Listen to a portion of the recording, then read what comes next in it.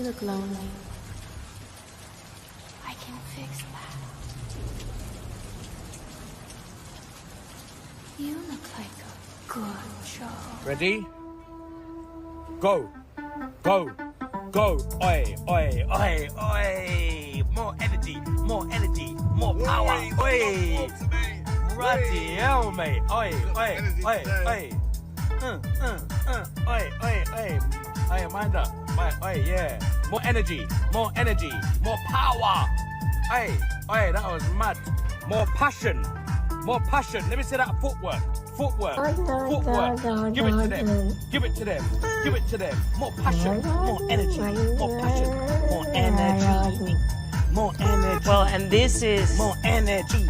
Oi, oi, you know, oi, this is oi, oi. where the good times happen. I don't know, whatever it is, it's not right on the teleprompter. I don't know what that is. I've never seen that. No, there it is. We are going to do Sting, yeah. Okay, but Okay. yeah, I can't read it. There's no words on it. Okay. Ready? Sure. There's no words there. To play us out. What does that mean? To play us out. Sting is going to do. It's a video. Sting video. What is for credits? I don't know what that means. To play us out. What does that mean? To end the show? Yeah. Yeah. All right, go. In 5, 4, 3. That's tomorrow, and that is it.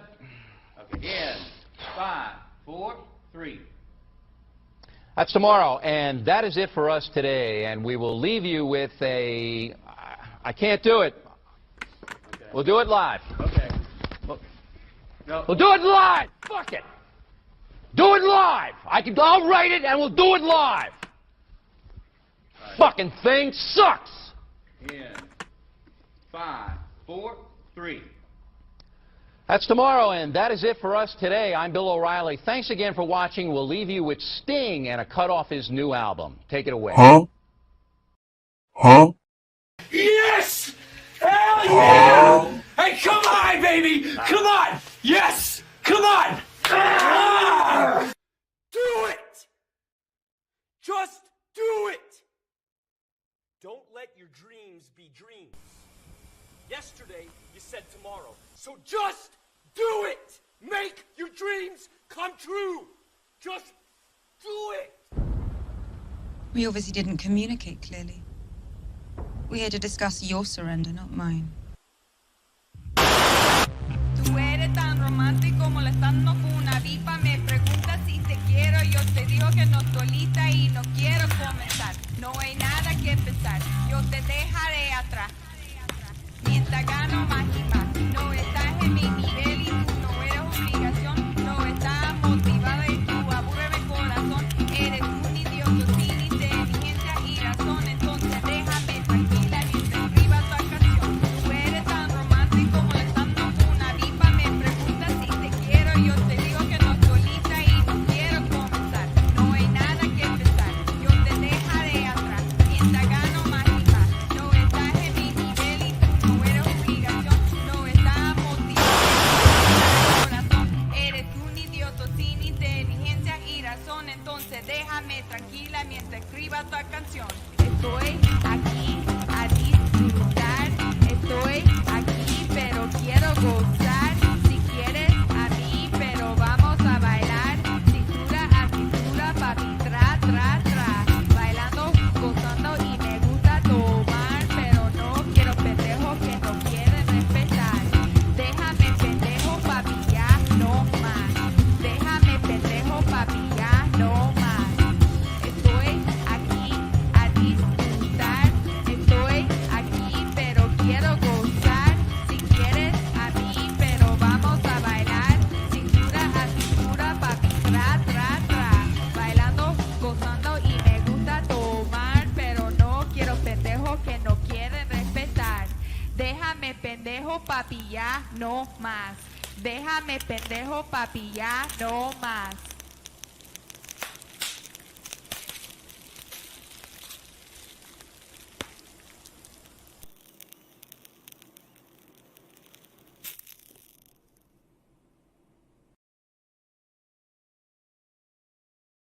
What? What is up, everybody? It is your boy Luis Martinez. All right, I have to ask, Yeah. where the hell did that come from? Like, how was that even conceived? You know what? Slowly but surely. What it was is I had a friend of mine make a thing for me for like before my stream started, and then the first thing I added was the Cat Jam cat, you know, because I was like the meta at the time. Yeah. And then I added Travolta at the end, just kind of like the Travolta thing at the end. And then every week I try to add something. I just go on YouTube and look for new green screen stuff that's out. Yeah. And then we had it became topical too, though. Like whatever we would talk about, like the Jenna Ortega one. Just what's hot. Bernie. Yeah. It feels like an art piece that's alive. Like, I've never done peyote, but I'm assuming like that's what it feels like. It's like an art piece des madre sort of. Yeah, thing. Yeah. Like meta. Somebody said it was like born on the internet type deal. Like, you know, like So we added our little dogs. I put stuff in there, the dogs, the flags, everything. So there's stuff that never leaves, and then there's stuff that rotates, and then I put new stuff in. So I always like to mess it up. Hey, but anyway, we're live, guys. We are. ComicCon preview, mi gente, show live and direct, San Diego, California. Jorge is joining us from LA. Keaton here in San Diego. Keaton Jones, Kid Comics, KidStatComics.com, a ComicCon veteran, hanging out with us tonight. Sophia Carr, my beautiful co-host, as always, tuning in, and the man, the myth, the legend, Jorge Gutierrez, joining us from LA. Feel like I've known you forever now, Jorge. You know, yeah, we're family. We're family. Homies for life. Homies for life. And the main thing that we wanted to talk about today is do a Comic-Con preview, but happening at the same time as Comic-Con, because you're going to be all over the place, Jorge. And we're going to jump right into what's happening with you this week is year 7 of ChicanoCon happening this week, starting on Thursday at Border X Brewery in Barrio Logan. I'm going to put up I already put the links up for people that want to get tickets. There's a VIP event on Saturday. Hopefully David Favela and Lalo Alcaraz will be joining us here shortly. But Jorge, I know that we talked about it when you were here, when you met David and stuff like that, and you were like, in. So how excited are you about ChicanoCon? Well, it's my first one, so I'm excited to check it out, and it just sounds super fun. And honestly, you know, there's a lot of Mexican American and Latino American and Latino artists who have never been able to get a table, because as you guys know, it's pretty impossible. Literally, people have to die to get a table in Artist Alley.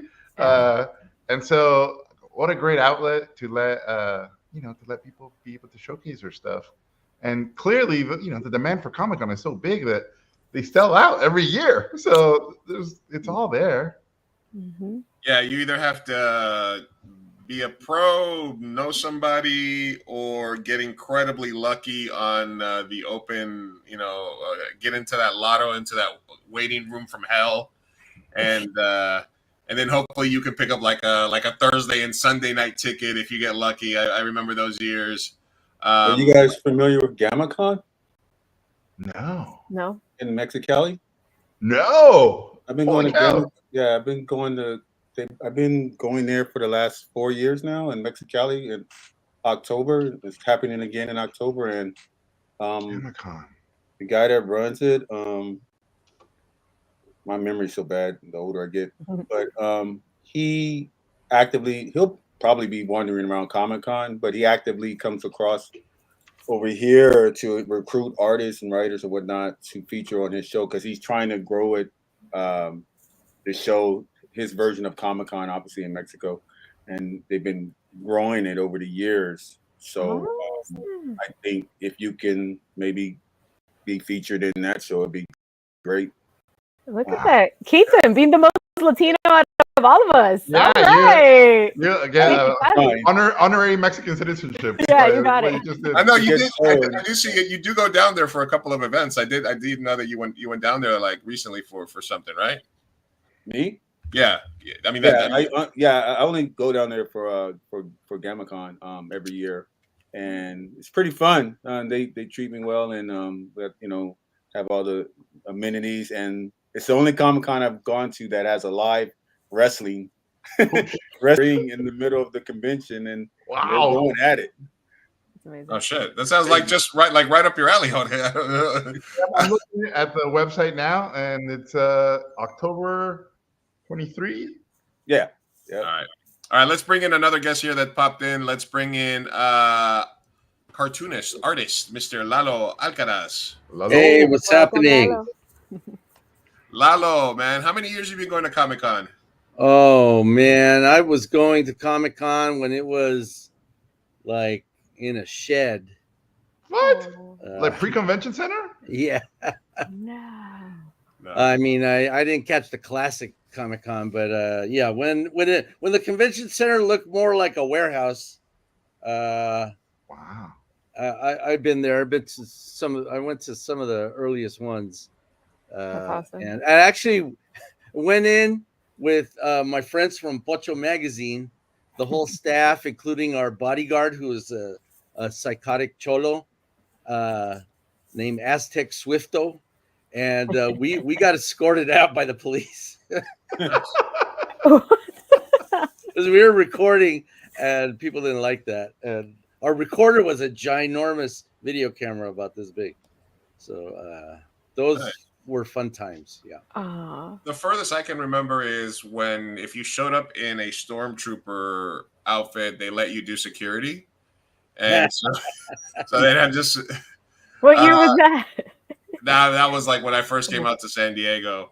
So it's been happening for a while. But we're talking. We're gonna get into kind of a Comic-Con preview, and you guys are both. Everybody here is gonna be at Comic-Con, but we're trying to focus a little bit first on ChicanoCon and what's happening. I know Lalo, you've been here. You've been going to it since it started, right? Yeah. And actually, I did an event before ChicanoCon. I don't know if it was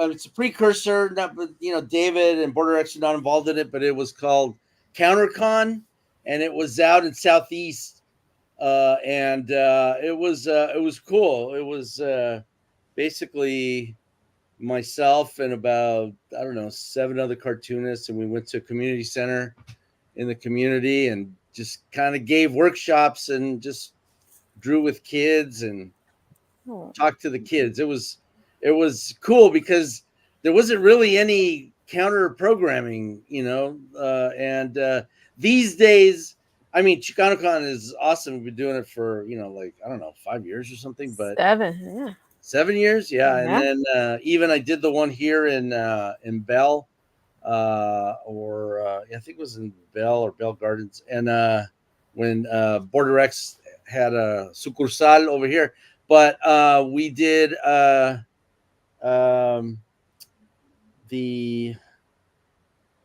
was gonna say, I forgot what I was gonna say, but anyway,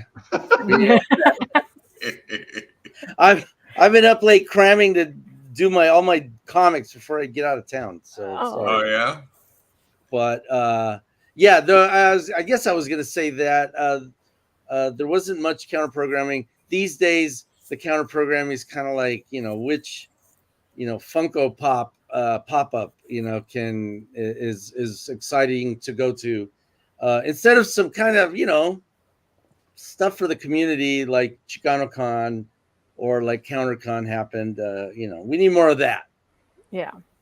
All right. So how are you guys going to split your time between the con and ChicanoCon? Jorge, what's your plan? Are you gonna do you have a chopper waiting for you to get you from the convention center to Barrio Logan, or what's you're gonna what's the plan? Called the trolley. So I don't know what happened, but I'm now in 8 panels. And oh my god! You added 2? I added 2 more. It's hard for me to say no to these things. So basically, on Saturday at 2, you guys might like this one. It's called San Diego Kids to Hollywood. Lalo, you're on that one, right? Yeah. So and then we have the El Tigre Art of Book panel, which is like a big deal. Then I have to do a book signing. Then I'm in a diverse storytellers panel with John Leguizamo, and I always wanted to meet John Leguizamo, so I'm excited about that. And then somehow I need to figure out how to get to the ChicanoCon at 7:30. So I'm going to be a little late, but I think I can get there. All right. And then I'm there till we close. Oh, I volunteer as tribute. If I'm there, I can. I'll break some. I'll get the speed limit, and I'll get you guys over there. Ironically, I met John Leguizamo at Border X. When he was, when he was doing a crowdfunding for his comic book. Oh, So I think that that'd be cool. I'm gonna try to get over there and meet up with you guys then. If he had a comic book. Yeah, he had that Latinx comic book that he was promoting through, I think, Avenida Productions in LA, and they were doing a crowdfunding pre-pandemic, and then they had an event at Border X a few years, I think a year before then, and I got to spend a little bit of time with them during that time there, during like the meet and greet for the people that showed up. But obviously David's doing a ton of stuff for the community there. There's always events there at Border X. Obviously he's been very helpful to us. He's been on this show. He hosted Jorge when he was here for the festival and for Book of Life. So shout out to David Favela. Hopefully he has time to stop by to stop today.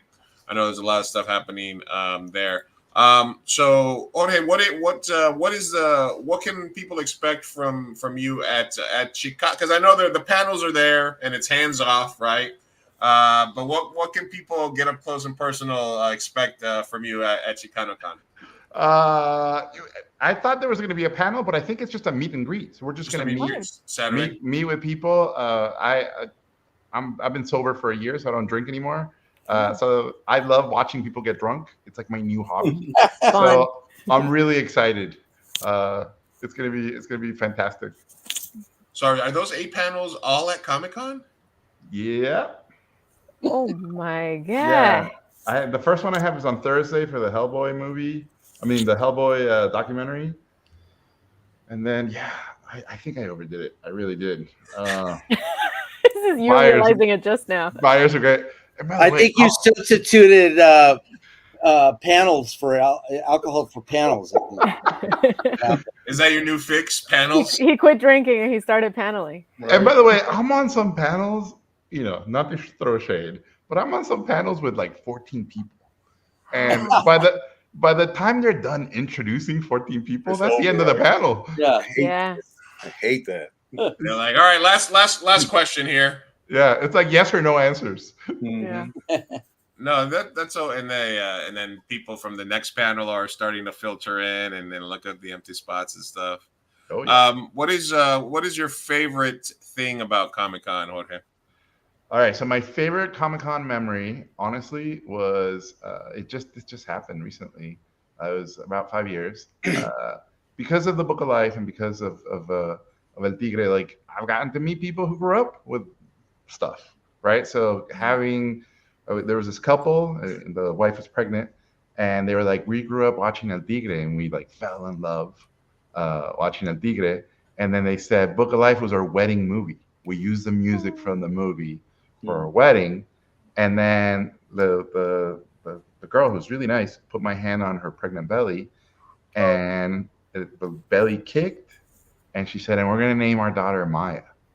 And I had already announced Maya in the 3, and I lost it. I just started basically crying like a baby, and then she started crying. And then it was one of those moments where I was like, I have no idea that people connect. I mean, obviously I connect with things, but to that level, it was really, it really got me. It really, it was one of those moments where I kind of felt this thing that I hadn't felt in a long time, which was all the heartache, all the heartbreak, all the late nights, all the, not being with your friends or not being with your family, all the hard work where you start to doubt, like, is this worth it? Immediately it was like, yeah, it is worth it. It's totally worth it. Because it can mean a lot to some people. Oh. Yeah, I mean, so impactful. I saw you post about that, and I was like, man, that is a nice memory to have from people there at the show. What about you, Lalo? What about me? What's your least favorite thing about Comic-Con? Yeah. Well, I don't know. I think I used to be more kind of like averse to kind of the fans that were just the attendees. It was just too much. But you get kind of over it, I think a harrowing memory I had was when I took my kids. They were little, and I was a special guest, and so I said, let's all go. San Diego got a nice room, got 8 panels. No, just kidding, only a couple of panels.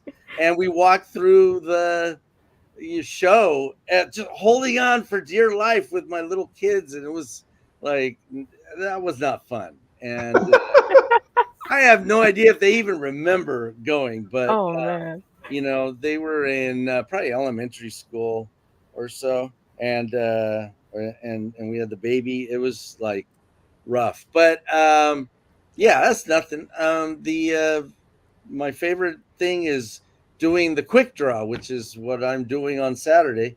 The quick draw is like 1,000 to 2,000 people watching you kind of sketch and do. It's not a competition, but I act like it's a competition. But Floyd Norman and Scott Shaw and sometimes Sergio Aragones. Is he going to be there this year? No, He's right? not going to be there this year again. They're keeping him in the plastic bubble wrap, you know. Yeah. And I, you know what? I kind of advise everybody to wear a mask this year because I don't know. I don't have a good feeling about this, but if you're going to be in a contained space, wear a mask. But doing quick draw is hilarious. It's fun, and if you're stuck for a drawing, you can always draw a dirty picture, and the crowd loves it. You know, so it's great. It's so much fun. Do you ever find yourself just like, because you obviously have this large reservoir of images, cartoons, and stuff like that, like when there's a prompt, just kind of going through that and before that, or do you try to come up with something? I have like a ready to go Trump sketch, so I like to Topical, use him. Yeah, so I can draw caricatures of recognizable figures, and then I can also think on my feet. I saw this come up with something stupid and funny. I was revisiting this banger of a drawing that you had that you reposted recently, the Stephen Miller. Oh yeah. With the I post a picture of this guy, Stephen Miller, anytime his name comes up on Twitter or Threads or whatever, and then I've got people doing it too, which is great. It's I got demanded by somebody on a user on Twitter to take this down, Lalo. Take it down. And I said, I don't take it down. I put it back up twice. Yes.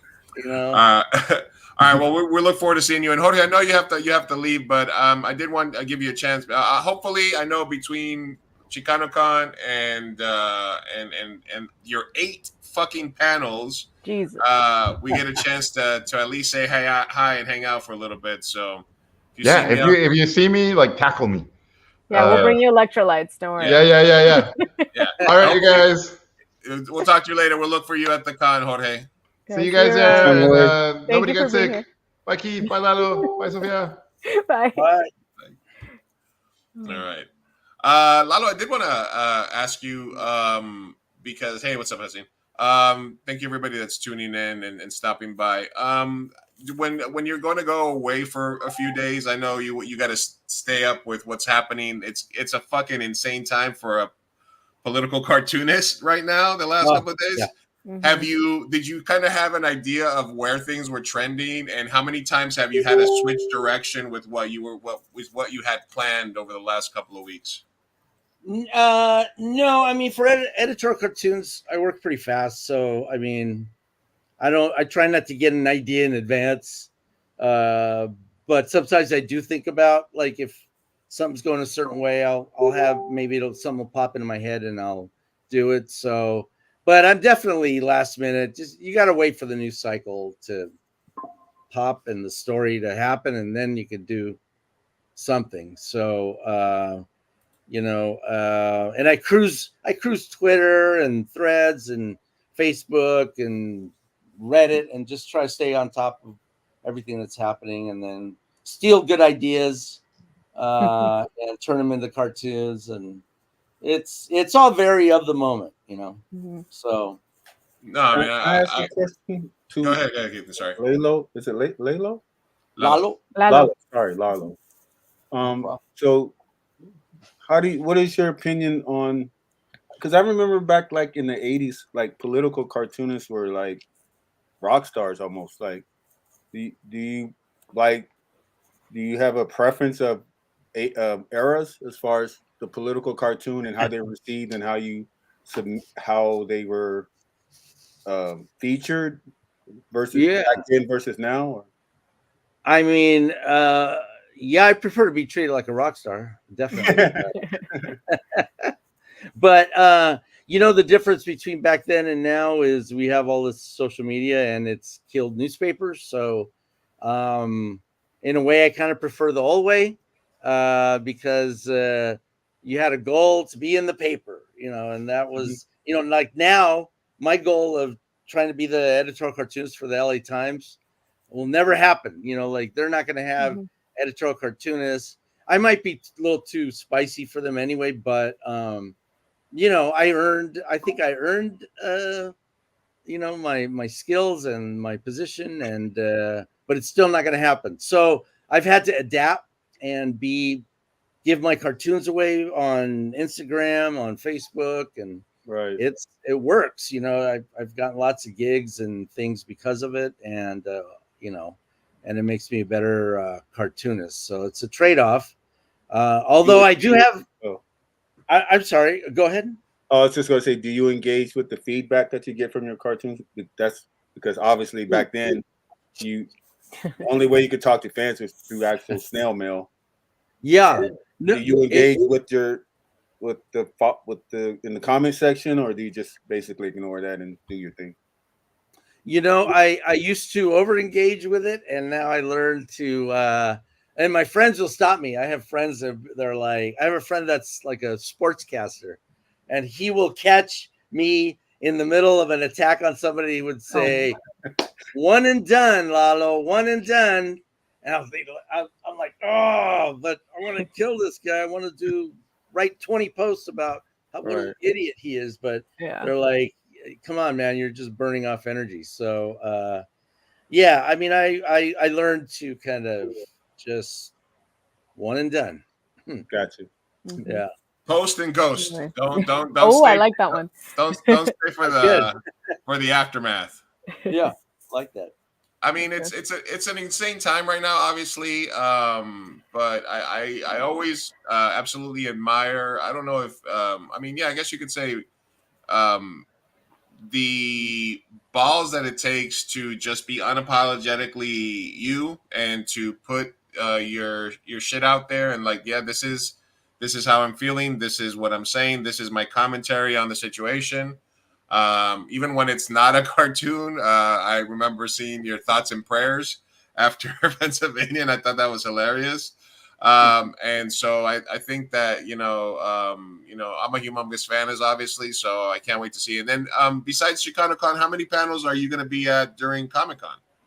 Just the two, the quick draw, thing, and that San Diego cartoonist kids, or I don't know what they're calling it, San Diego kids.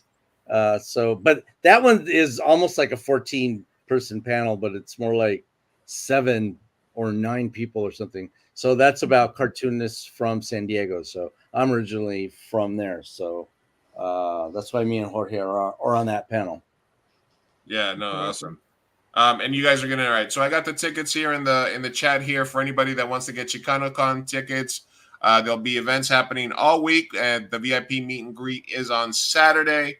But there'll be stuff happening at Border X all week long. So thank you very much for joining us, Lalo. I know you probably have to get ready. You gotta drop some hot Mamala cartoons. Oh my gosh, I'm so excited! Are you drawing something to do with that? I'm doing my daily comic strip. I'm halfway done with my 6 I have to do, so I got to get that done before I leave. And also I got to do a Kamala cartoon. So people have been hitting me up, and I think I'm just going to do one of those posters where it's her face and it's a thing. And I got the idea.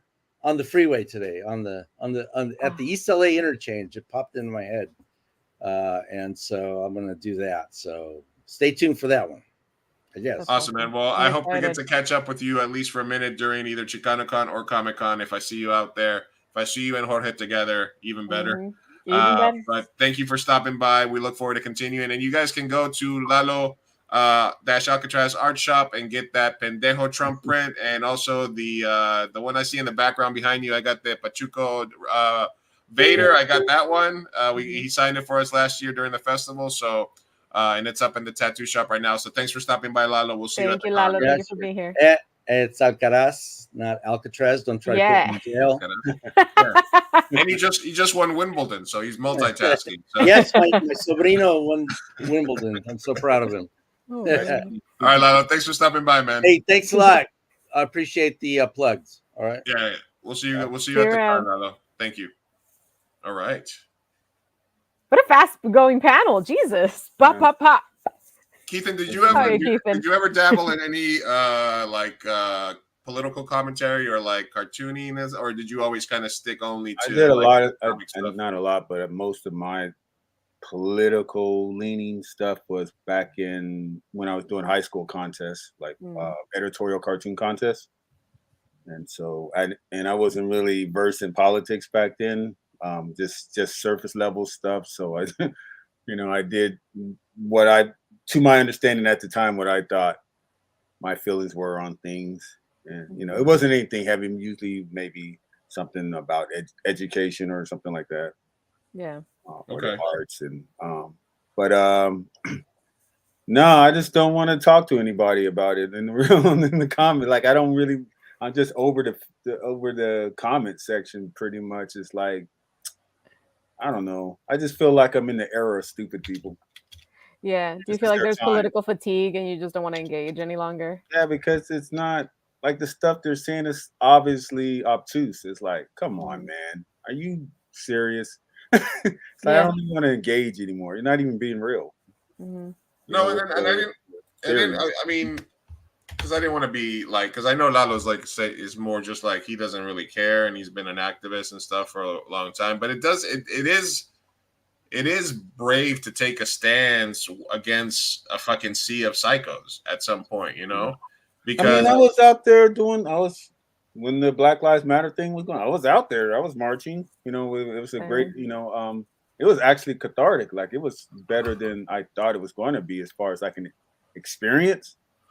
Felt really liberating because you see the old History Channel stuff, like the people back in the day marching for civil rights or marching for gay rights or marching for, you see this stuff on TV, but you never participate, so you don't really know what it's like until you do it, and you're like, oh shit, this is kind of wild. Like the feeling that it gives you, you feel like you did something, puts you're part of the moment, right? Like definitely, and it was all organic.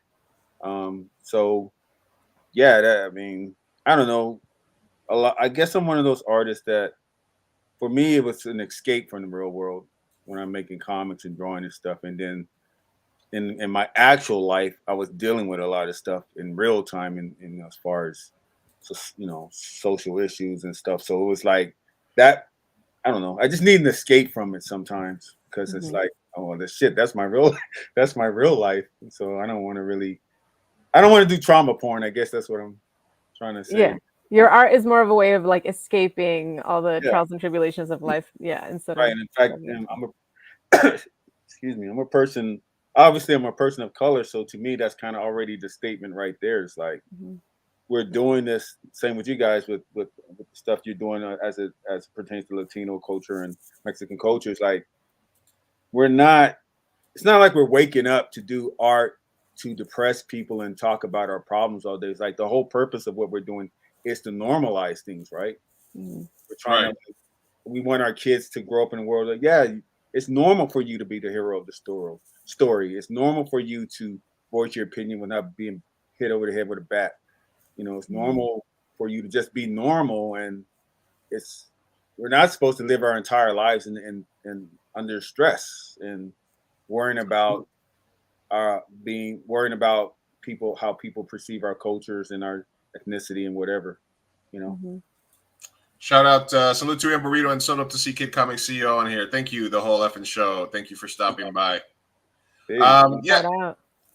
I mean, yeah, in essence, because you think about politics is everywhere, so it's like we really like don't try to do too much of a political show, but like I said, sometimes when it affects the culture or when it's in the zeitgeist or where it's part of the conversation or where it's like a world-changing events, you can't help but talk about it. And then there's other people like you hear about like these animes like that have all these political undertones, or that they're like, oh, that's really it's an anime or it's a cartoon, but it's really about this and it's about a political class struggle and stuff like that. So, there's always that that. Well, that's art in general. I mean, most artists are they're expressing something that happened to them, and at some personal level, it's in their art. There's some experience that they personally went through gets into the art, whether they admit it or not. It's there. I mean, that's where it's coming from. You're reacting to something that happened to you in your life. So like when I see these guys online complaining about, oh, why do you have to bring politics into the movies or into the comics and all that stuff? It's always been there. Like a lot of it's like right there on the surface. Like I don't even know what you're talking about. But I think there's a difference when you're actually trying to force your opinion down someone's throat versus like having it being organically part of the story. Like it's there, it's in the story, but I'm not really trying to preach to you. If you see it, if you understand it, you get it, right? If you know, yeah, because if you want to get your point across, and the first thing you say to somebody is that they're stupid, and then you want to get your point across, they already stopped listening to you the moment you say they're stupid. Yes, so, the Empire are Nazis. Yes, you did read that subtext correctly. Everything has a little bit of a subtext to it, right? And even as a writer, sometimes I find myself that when I write a story or a movie, it might be about something, but I don't even realize that I'm writing about something else and that there's a subtext there. So, like sometimes the writer and the creator itself is just creating art, and everything that's affected them, all the generational trauma, all the shit that happened to them in their lives comes out in the subtext of the story that they're writing. Yeah. Even if it's comedy, even if it's comedy, it's coming out, and that's the best stuff. Like, because some part of you is going to relate to it, or someone out there is going to relate to it. But the thing that irks me more than anything, that I'm just like still trying to like stay calm about, is that I don't recognize some of the people I used to know. It's like I don't understand. It feels like some of the people I used to know, and just people in general in our society now, were you guys kidnapped by aliens and then released because of the way that they're reacting to the politics is so out there. It's crazy. Like I have a friend I didn't respond to him, but I grew up with the dude practically, and he's talking about Civil War. Like actual Civil War. He's a Trump supporter and all this shit. But I'm like, bro, what the fuck are you talking about? How about you like deal with your family? Because your family's a mess. And you're over here worried about this old man that you don't even know. Meanwhile, people that you know, the people around you that you know, that's falling apart. I think a lot. Sorry, go ahead. You were gonna say something. Go ahead. Well, I feel like it's all kind of like a symptom of everyone having a lot of anxieties and issues and struggles, whether it's financially. I mean, the economy that we've inherited is terrible, and I just feel like everyone is struggling. But Trump did this pretty, like, insane thing of coming out and empowering those people who have this anger in them and putting it into the wrong thing, right? Let's blame the immigrants. Let's blame, China or whatever. And it's just fear mongering and causing this anger that is inside most of us to bubble up into something that's turns into prejudice, and it turns on our neighbors, right? I feel like a lot of them it's just misguided anger. And now they're talking about a civil war when I'm like, no, what you're really mad about is probably that you can't afford, rent, or that you can't put good food on the table, or that you're not making enough money. Like those are the real pressures that get us day to day. But it's really misguided into like hating minorities or stuff like that, and it just hurts and it sucks when people actually fall for it, and that's what You they know, decide. Sophia, that stuff was there. That's always people have It's all, always yeah. struggled with bills and stuff. So why is it different now? Like that's what I mean. Like why? Like I was complaining about gas through all the presidents I lived through. You know, I was always complaining about the prices of Jimmy stuff. Carter. It was never roses. Jimmy Carter. What was that? What, Jimmy Carter? I mean, he did regulated airlines, but what else? He's the earliest one ever. He's the earliest. I caught the tail end of him, as far as my memory goes. Anyway, Yeah. he was the earliest one. But like, I know, like some of the dudes I know, some of the, and it's usually dudes for some reason. Yeah. The dudes I know, like, I really want to tell them what their problem is, but I don't want to embarrass them because some like, first of all, you're like the dudes that complain about women. It's like, bro, you just can't get a girl. I mean, let's keep it real. Yes. That's your problem. You can't get a girl because you're awkward. But they and- redirect that into like, well, no, it's the bitch's problem. Like they're the ones that are like fucking up and whatever. They should want me. And it's like, no, it's misguided. Your anger is misguided. It's not me. You know, it's not you. It's me. Yeah, exactly. And it's like, that's what it is. It's like that's your real problem, and you're trying to use politics as and the so-called gender war, or whatever you guys got caught up in to excuse your lack of having game. So, but I mean, you want to keep it real. There is a lot of content online that also panders to that, and you can go far down the rabbit hole that, like, I remember my brother when he was younger, and thank God he got out of it, but when he was like, having trouble with ladies or whatever, he was starting to spiral down there and starting to say some very hateful things, and I had to be like, hey, you're scaring me. What's going on? Like, one of you ladies come and take care of this guy, please. Yeah, exactly. But he was going down that rabbit hole, and like I feel like a lot of people just go down it, sadly, and then you're right. You can't see light at one point. Yeah, that's what it is. It's just like you said, it's alternative. It's their real life problem that they're using politics as a scapegoat for their own screw ups and their own life choices, But I think, and I know there might be people listening now that are Trump supporters, but I got to keep it a buck. Like this guy, I think I've known about Trump since the 90s. I bought his book when he was a celebrity businessman, right? Oh, Art of the Deal. And I read the thing, right? Yeah. And I was in my 20s still, and I remember getting to the end of that book, and I'm like, my hand to God, I was like, what's wrong with this dude? Because he kept at the end of each chapter, he would remind the reader that revenge was good. And I wasn't raised that way. I was like, he was trying to be this tough guy, but if you're around real tough guys, they're not really like that. They're not like trying to, you are or you aren't. They're not like sticking their chest out and talking tough, but really they're mice, And that's the way, when I read his book, I was like, this dude is super insecure. He's trying to prove something to people who really don't care. Like, bro, nobody's really thinking about you like that. You're living in your own mind. Yeah, I think he wanted to prove something to the worst tendencies that we have, or to the people that sort of feel like those bad tendencies are what actually makes you manly, or what actually matters. It's the cartoon version of men. Yeah. Yeah, absolutely. I also feel like, that the assassination attempt made a lot of people feel comfortable that were closeted Trump supporters come out. Like we had the whole thing we talked about last week with Sticker Mule, where the CEO was always right wing, but all of a sudden this thing happens, and now they're like, "Oh, we're anti-assassination." Like, who's pro-assassination there? Unless you're talking about a Raekwon, you're talking about a Raekwon album. You know what I'm saying? Like, who's anti-assassination?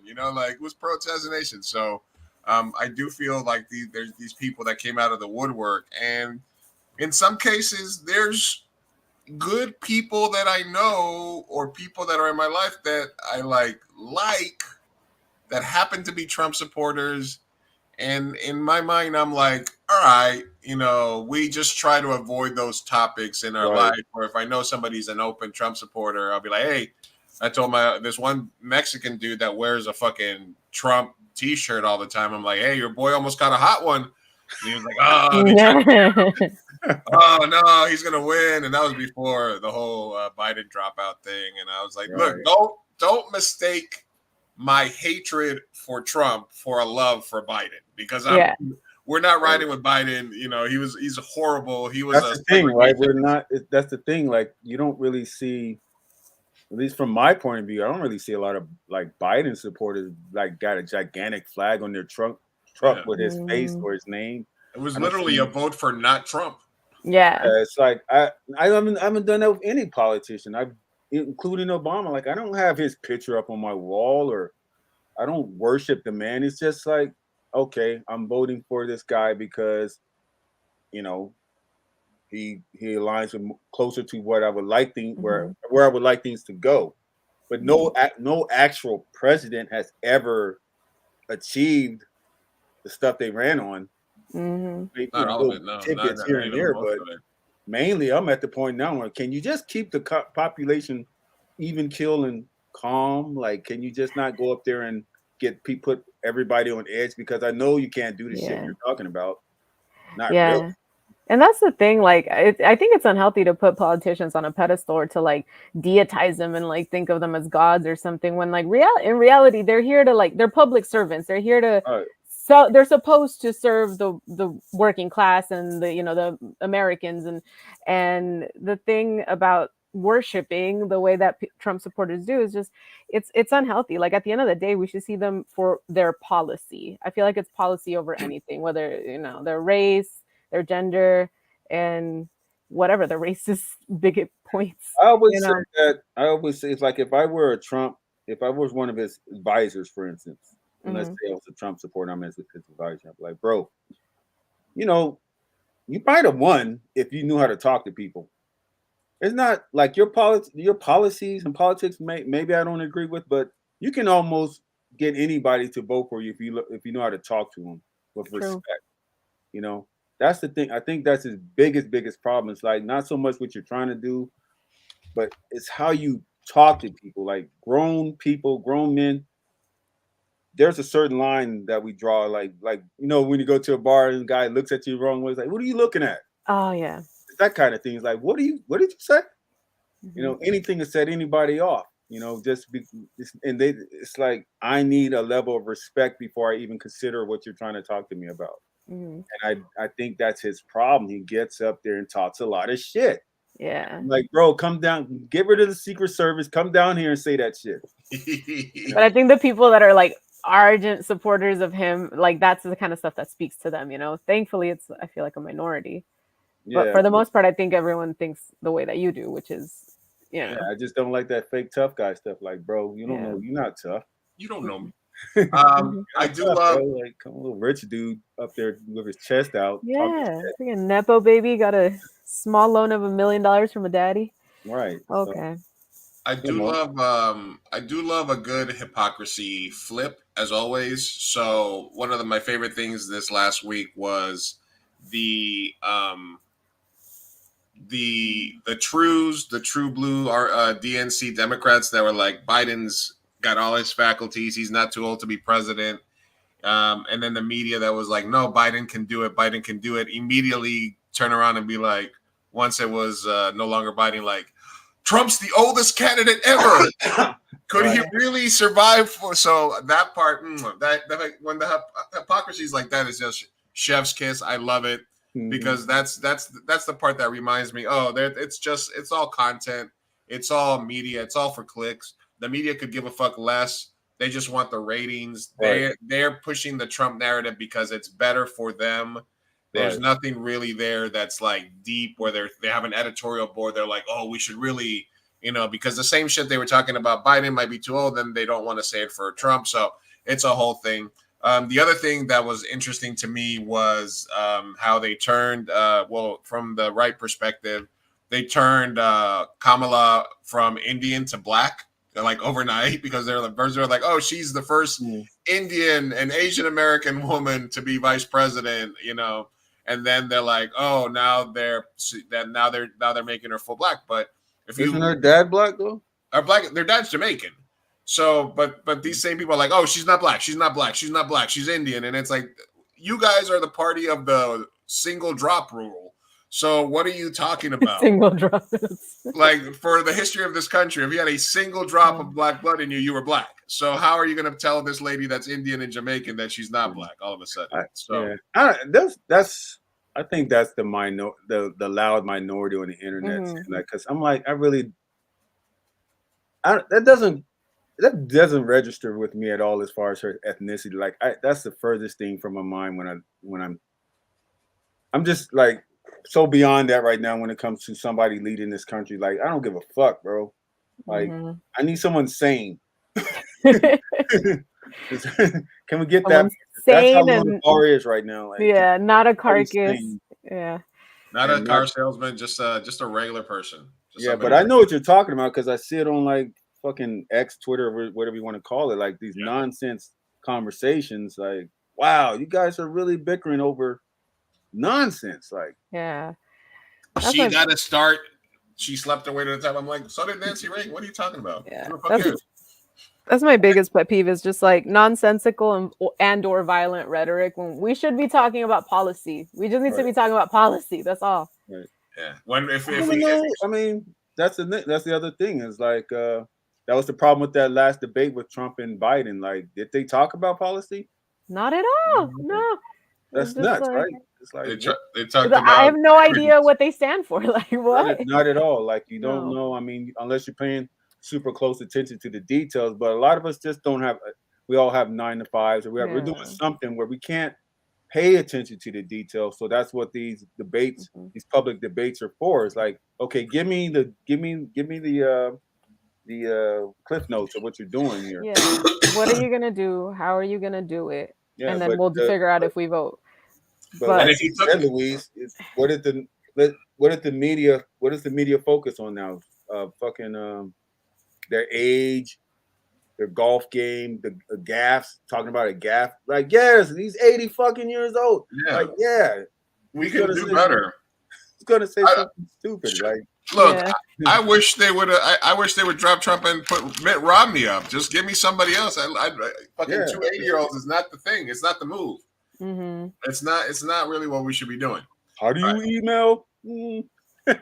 Yeah, exactly. People that like have all their emails printed out should not be presidents.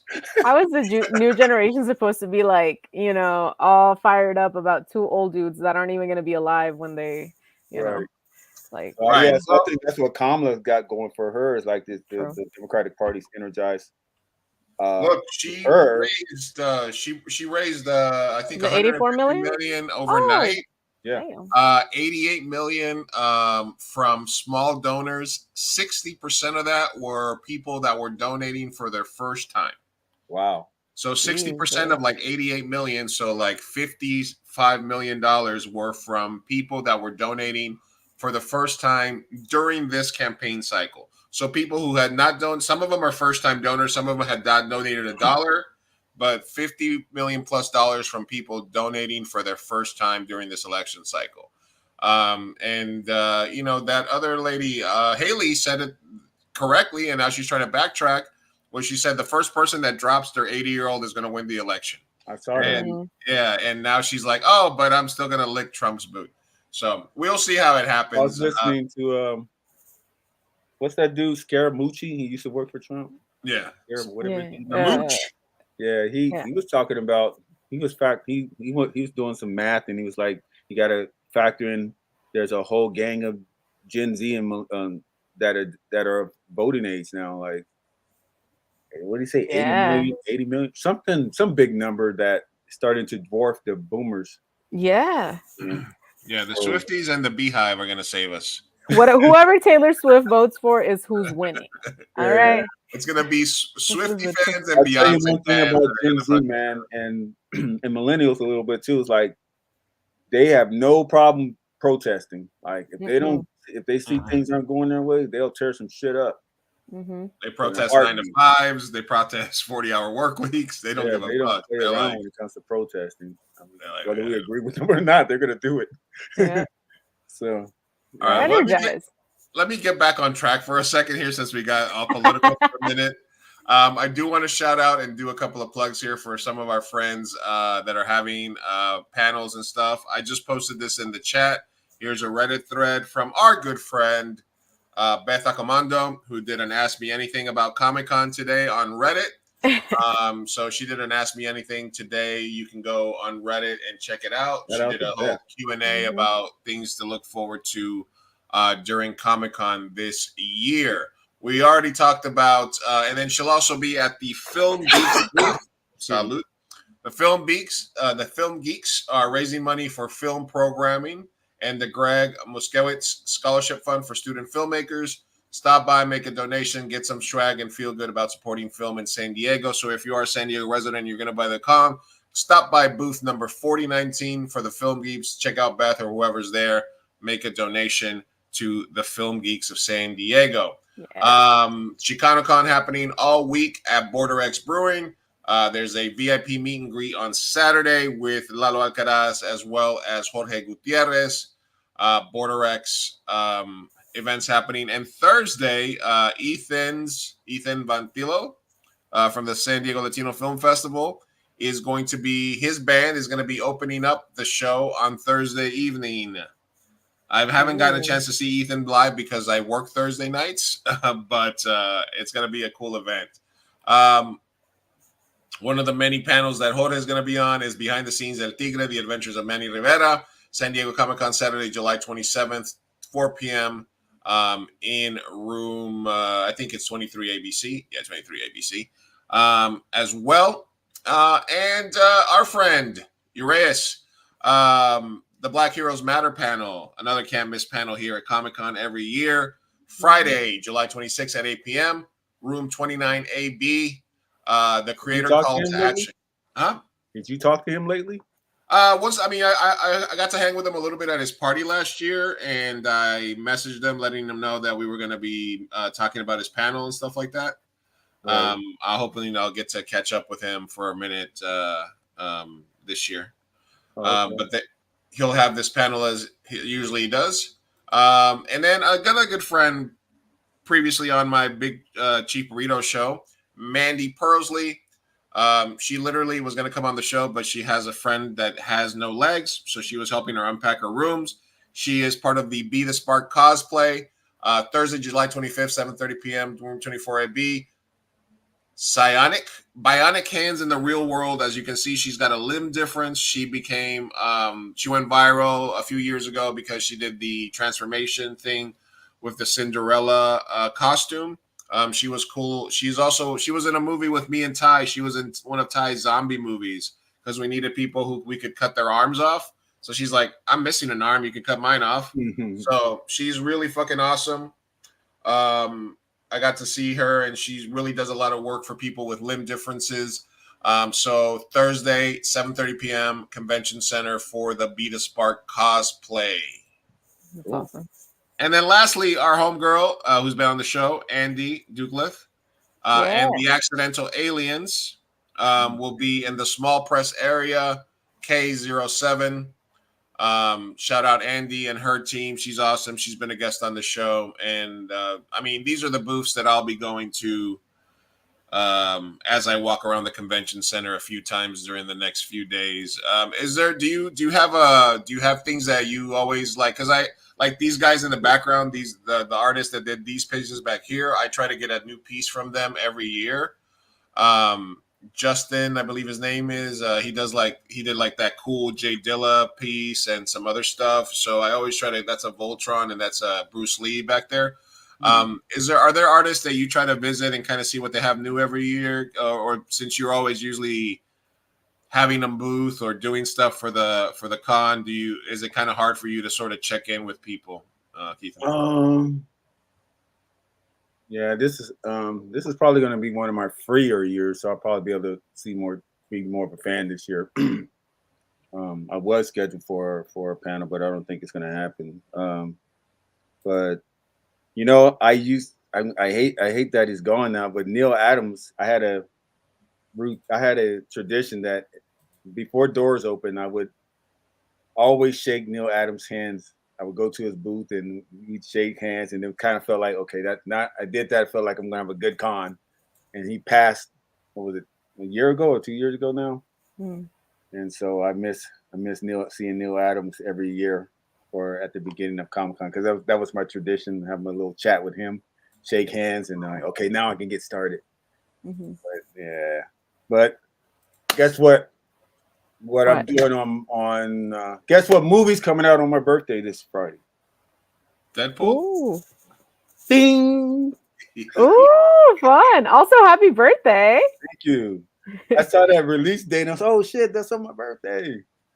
Yeah, Speaking of, do you think, unrelated, but do you think Taylor Swift is going to come out in Deadpool? She's supposed to be in Deadpool?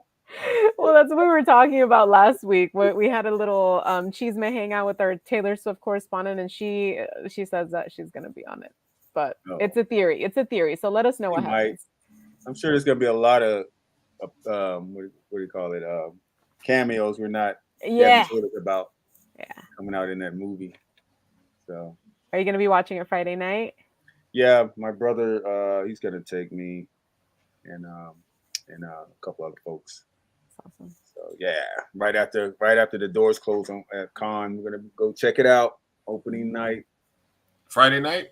Yeah, packed. Love it. I know, right? He bought the tickets early, so we should be good. Listen, the last time I bought tickets for a premiere, I had a horrible experience. What?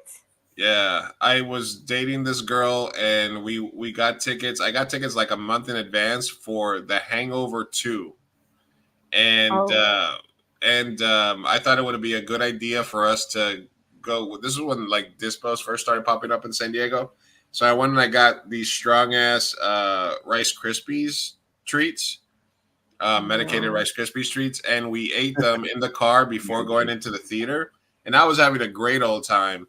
And right at the part where they're in like the strip club where they with the chicks with dicks, and the entire theater is like fucking roaring in laughter. I turned to my left and she was vomiting Rice Krispies treats all over herself. And it was nothing but pink Rice Krispies treats all over her. Oh my God. And she was puking her balls off right in the middle of the fucking movie theater.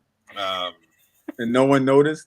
Nobody noticed because the entire theater was just like laughing hilariously. And I just looked at her, and I'm laughing, and I'm like, ha ha ha ha. And I'm like, oh, fuck.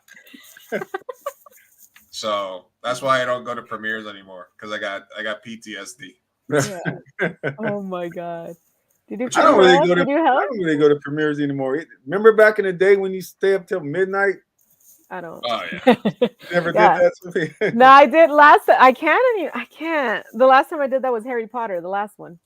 Oh, okay. And it's because it was the end of a franchise. Okay, it was like 2012 or something. Yeah, back in the day when that was still special to do something like that. Is that one of the do it anymore? Yeah. Was that for like the part 2 of the finale, right? Yeah, part 2 of the finale. Yeah. It was amazing.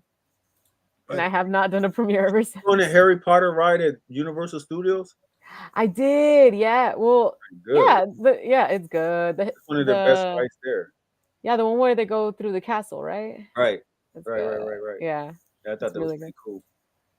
Yeah. No, I think there's something. I think honestly, when things started getting released simultaneously in theaters and online during COVID, it kind of took some stuff away. You know, it did.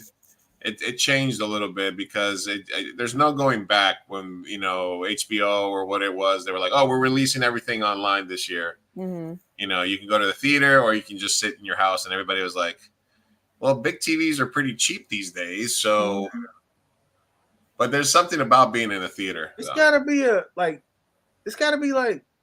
if you go to the theater, I think people want that roller coaster ride now. Like, it better have a bunch of special effects. It better be a big tent movie. Mm-hmm. Otherwise, like you said, I could just watch this at home, like a rom-com or something. Yeah, I can watch it at home. Yeah, for me, it's the comfort aspect because I've been going to the theater a lot lately because I have the AMC pass. So I've been going a lot, but I sneak in a backpack full of things. and I make my boy. I go in pajamas. I make myself comfy, and But my thing is, if they were to take that backpack, and I do think about this a lot, I don't think I would want to go because I can't afford the popcorn crazy, there. Like, right? what? It's crazy. No. Crazy. So it's the comfort. I think they, you know, $5 for a small popcorn and icy. Come on, you can't do better than that. What? $5. $5? Where are you going? Where? Jesus. At AMC. No. With your pass, with your stubs. You know you can get that, right? Every time you go, you can get for $5. You can get a small popcorn and a cup. I mean, but I go like 3 times a month at least. That would add up. Also, I can get it for I can get the popcorn for free from my house and I put it in my backpack. I know, but there's something about I just bring getting Twizzlers. I bring a soda. Like it all fits in the backpack. Don't worry. I know. You guys I going to know drive-in? exactly what you do. Huh? Do you guys like going to drive-in theaters? Do you still like doing that? Once in a while. It's cute. It's a cute date idea. Yeah. It's fun with the family. I did that with my family back during the pandemic. Yeah. And it was more fun than I was like, it's pretty fun. Like, you with your family in the car, you guys. Yeah. Do you have kids? Yeah, I got 2 Oh, kids. it's got to be so fun with kids. Oh my gosh. They must be like, whoa. Yeah. That's cool. Well, they're not little anymore, but yeah, that was pretty fun. Yeah. But but you talk about PTSD, bro. Like, imagine going to see Empire Strikes Back for the first time, right? In a drive-through with both your mom and dad, and they're freaking bickering in the front seat. Oh no! And I'm a kid. I'm trying to see Star. This is a major movie, and I have to try to hear the movie with that. Remember the speaker they put on the windshield? And these two are going back. My mom is like, "Why is he fighting that guy? Why is he?" Oh my god! No. So that was my first experience with Empire. Oh hell no! That's one thing I'll give movie theaters is everyone has to be quiet, and it's great. Yeah. But they didn't care how they didn't. Your parents don't care. Oh my god. My mom. I organized all my comics. I had my comics laid out on the floor one day. I was organizing them, and she wanted me to go cut the yard or clean up something. She said, "Did you hear what I said?" She was at my door, right? "Did you hear what I said?" Yeah. And so she walked across my comics to get to me to tell me what she wanted me to, like, she didn't even look down. She didn't care. Like stepped on them to get to me. Oh my gosh. Oh no. That's how much she cared. So you got into comics like when you were really young then? Yeah. Yeah. Because my dad, he kind of turned me into a comic book fiend because he would come home from his his overseas tours. And back then, a lot of the sailors would read comics to pass the time away. And so he would just bring all the comics he read while he was gone for 6 months or 3 months or whatever it was, and he'd give them to me. And he just kind of accidentally turned me into a comic book fiend, And then shortly after that, I started making my own. But yeah, that's how I got introduced to him. Did he ever like read your stuff and was he proud? Ones I made? Yeah. No, he was like, you might lose your hand one day. You need to think about joining the Navy or the military. Oh my God, he regretted that. Every day, I'm not gonna stop. And that was my punishment too. Like, most kids are like, you're grounded or something like that. And so I'm like, well, I'm not trying to go anywhere anyway. But so my punishment was all like, give me all your art supplies. Give me your paper. Give me all your. Ah, damn. So they would take my art supplies away. So what I ended up doing was I started making toys out of cardboard. I can't draw, so I just make my own toys. So it's just, he couldn't really stop me from being creative. He just didn't understand me. He didn't understand that side of me anyway. But yeah, you were gonna find a way to express yourself regardless. But the irony of it all, not only did he introduce me to comics, he's the first person that took me to San Diego ComicCon when I didn't even know that it existed. Oh my God! He's the first person to take me to Star Wars. He's the one that took me to see Jaws. He took me to see freaking all the major movies, and took me to Comic-Con. And he's like, "You're the one that created me." Yeah. Except you're trying to usher me into the military. It's like he didn't. I don't think he made the connection. No. What happened there? He's a little nerd. He just doesn't want to admit it. Yeah. Yeah. So, yeah, that's a bit of my origin story for sure. Yeah, I remember when we had you on the show and we talked about Tony Gwynn's family too, and the first job that you got with them. Oh yeah, yeah. Yeah, as That well. was that was literally an act of God because I was practically homeless at the time. Mm. I had just moved back from LA because all my opportunities in LA had dried up, and I had a falling out with my good buddy up there. So I moved back with my mom, but she and my dad basically separated. So we no longer had a house, right? Because he retired from the Navy and Mhm. kind of lost his mind. And so she ended up staying with a guy. She started dating another fellow, and the two of them opened up a laundry business or something over in Golden Hills. And so Mhm. when I came back to San Diego, I didn't have anywhere to lay my head, so I was I was practically living out of the closet at the store. I was sleeping in the storage room. And so one day, Tony, a guy that worked for Tony, his wife actually ran the business. So one of the artists that worked for the Gwynns came to the store and struck up a conversation with my mother.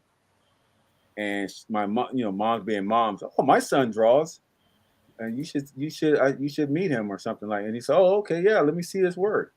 And I was in the back in the little storage room area, and it was like I just showed him what I had, and he was like, oh, it's pretty good. I didn't think anything was going to come of it.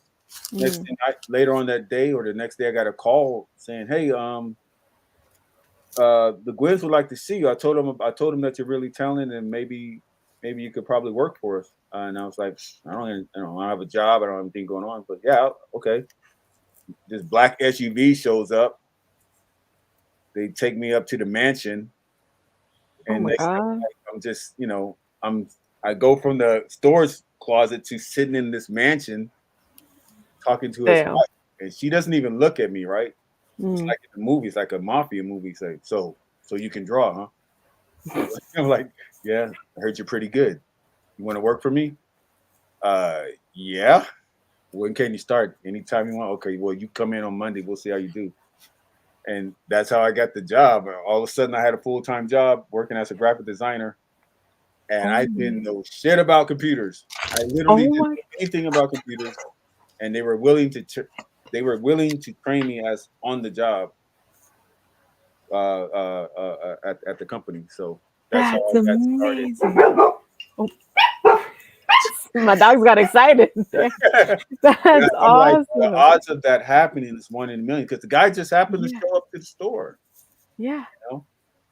Oh So man, you really got lucky. You struck gold, but also, I mean, your talent spoke for itself. Because I appreciate it, but yeah, yeah, but I'm a believer, man. I believe in destiny. Like if you put it out in the universe, something's gonna happen for you if that's what you really want.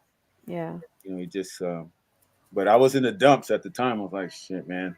I don't know how I ended up here. I was going to college. I, you know, back in high school, I was winning all these contests, and I was on TV for doing comics, and I was doing all this stuff.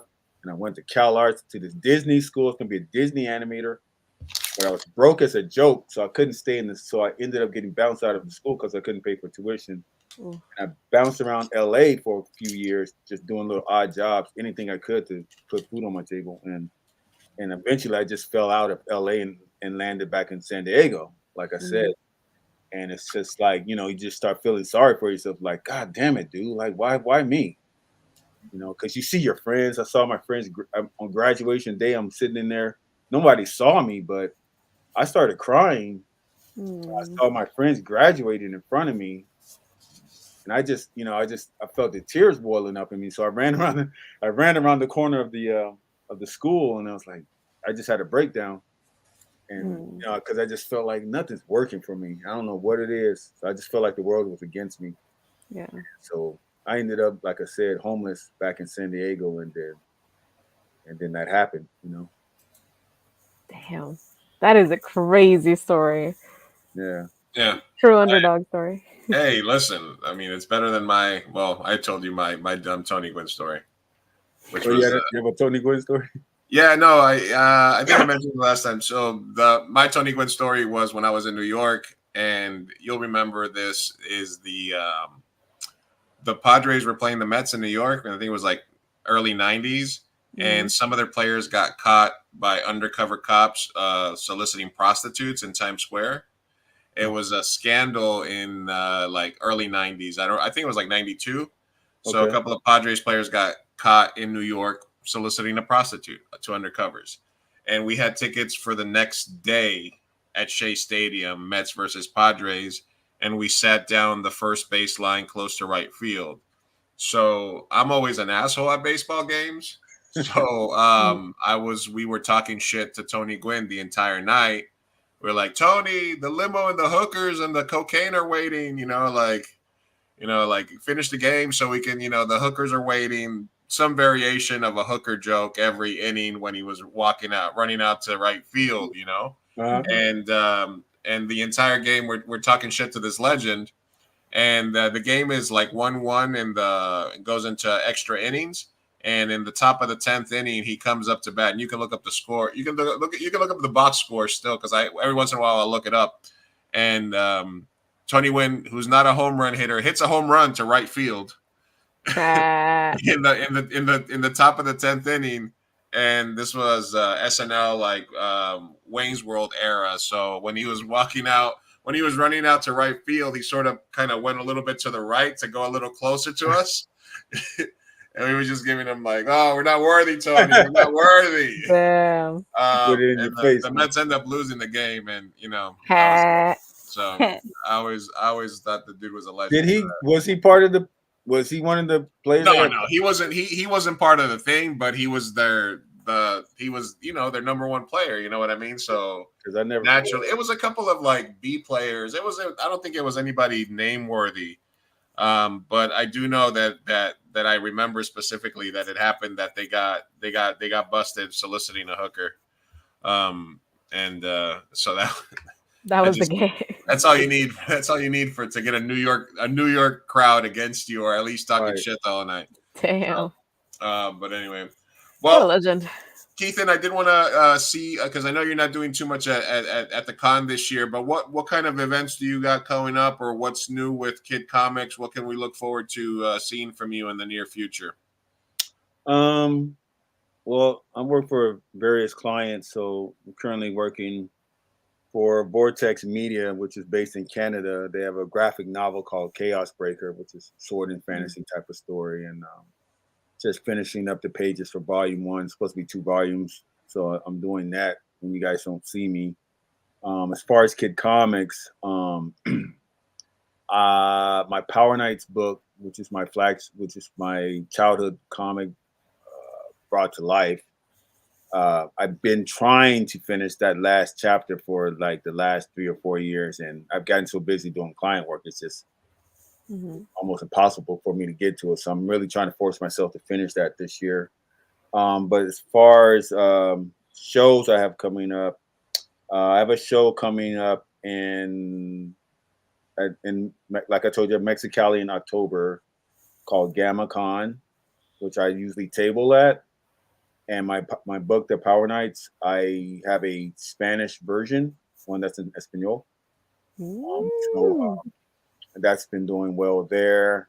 And then from that show, I'm going to do a show in LA at the Los Angeles African American Museum. This is their second time doing a ComicCon type show.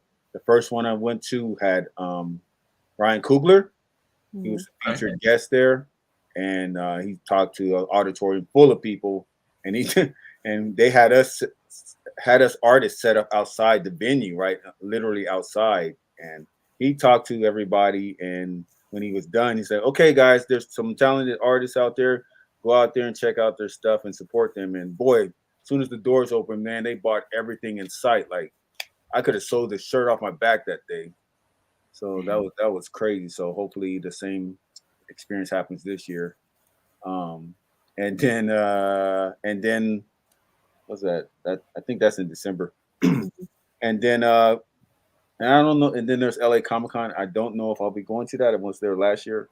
That was pretty cool. I was just an artist alley for that. And then I have my feature show that I actually run myself called Black Comics Day, which I do every February for Black History Month. and it'll be the 7th year doing it at World Beach. huh? At World Beach again? World Beach Center, Balboa Park. It's free to the public. What I try to do with that is a cultural event where I try to find or collect as many Black creators and comics and have them all centralized so people can see them under one roof and in one place. Because if you go, like, you can go to Comic-Con and see a lot of them, but it's so hard to find people at Comic-Con, and Comic-Con is just information overload. It's just like more of a smorgasbord of things going on. But this show, like I said, it's a cultural event because it's Black History Month. So I just want to. It's just a show that gives back to the community and show like young artists that people that look like them are actually doing things in the creative space and in the entertainment outside of hip hop and outside of sports. Like we're nerds too. Absolutely. Type of stuff. So that's what that show is focused on. It's just a way for people within the culture and outside of the culture to come in and see those type of artists and converse with them and patronize them. And it's been good. It's been getting bigger every year, and that's how I met people like that run the ChicanoCon, and that's how I ended up doing a lot of the stuff that I do, San Diego Comic-Con and all of that stuff. So it's opened up a lot of doors for me.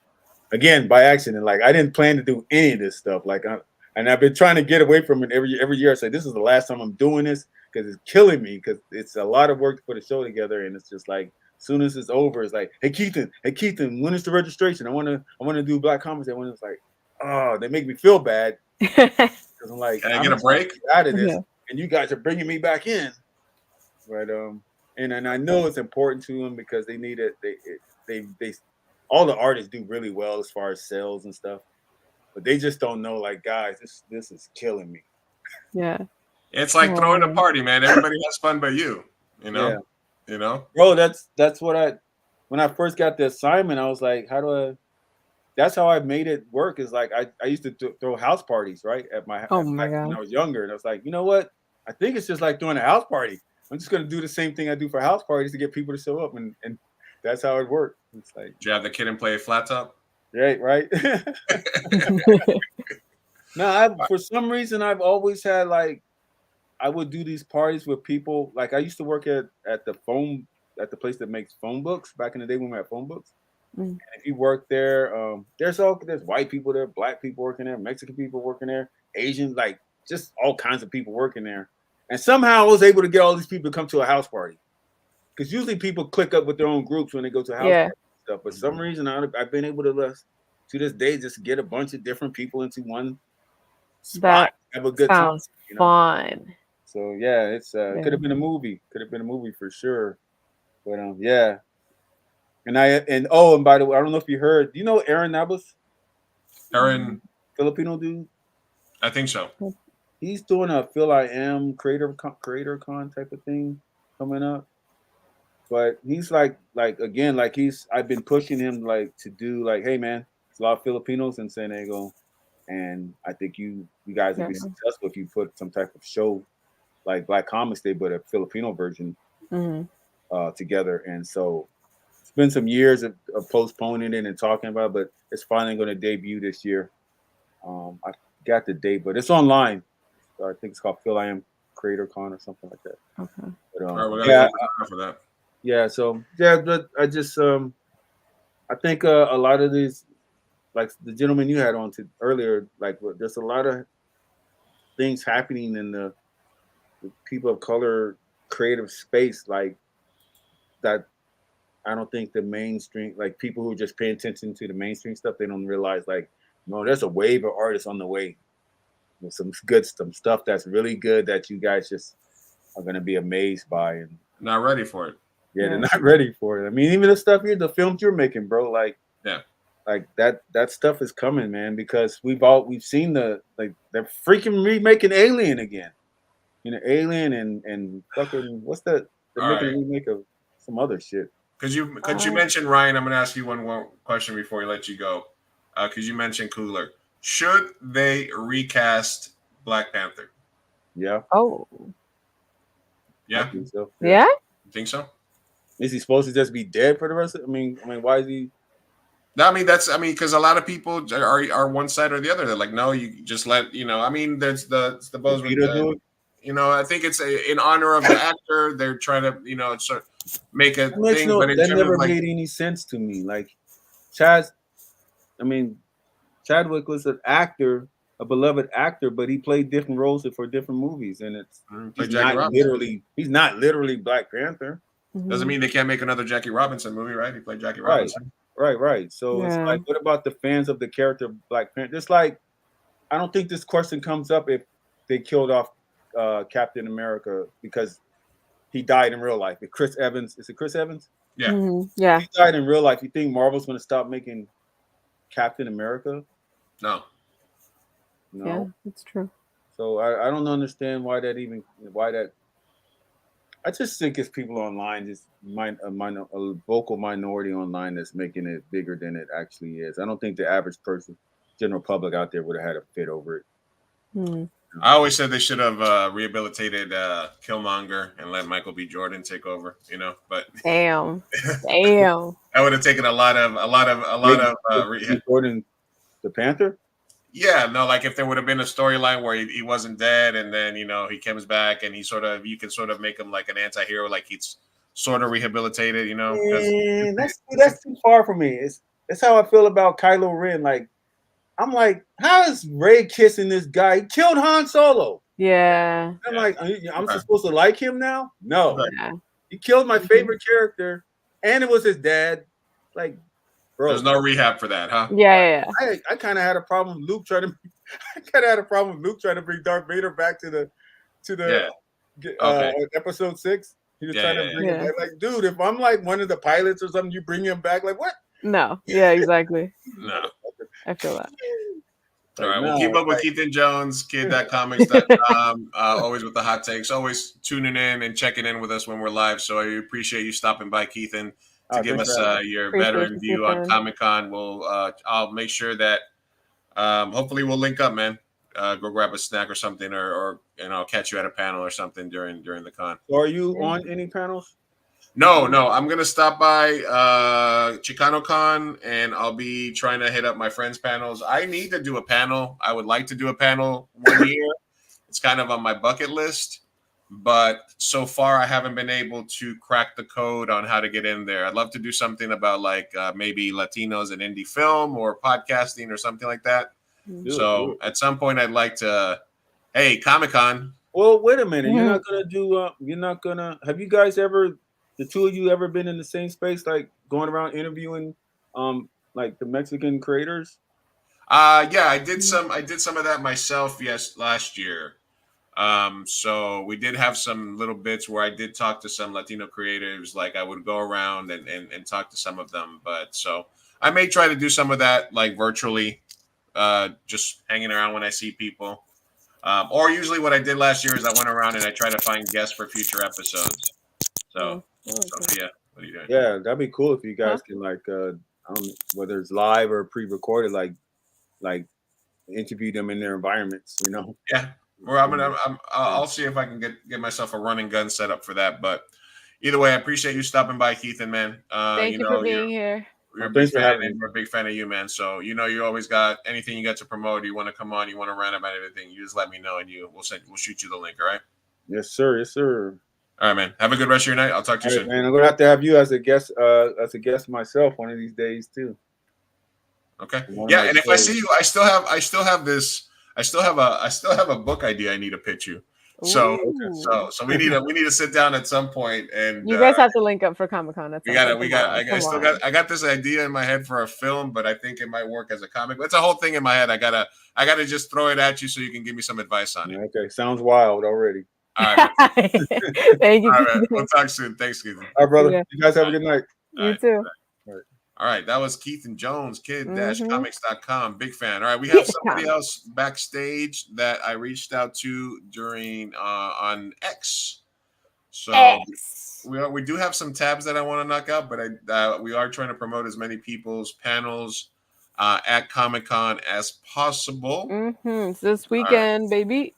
All right, so let's bring on Justin Quizon. I hope I'm saying it. We're talking about Filipinos in the art in the industry, and here we have Mr. Justin. Hey, Justin. Oh, welcome.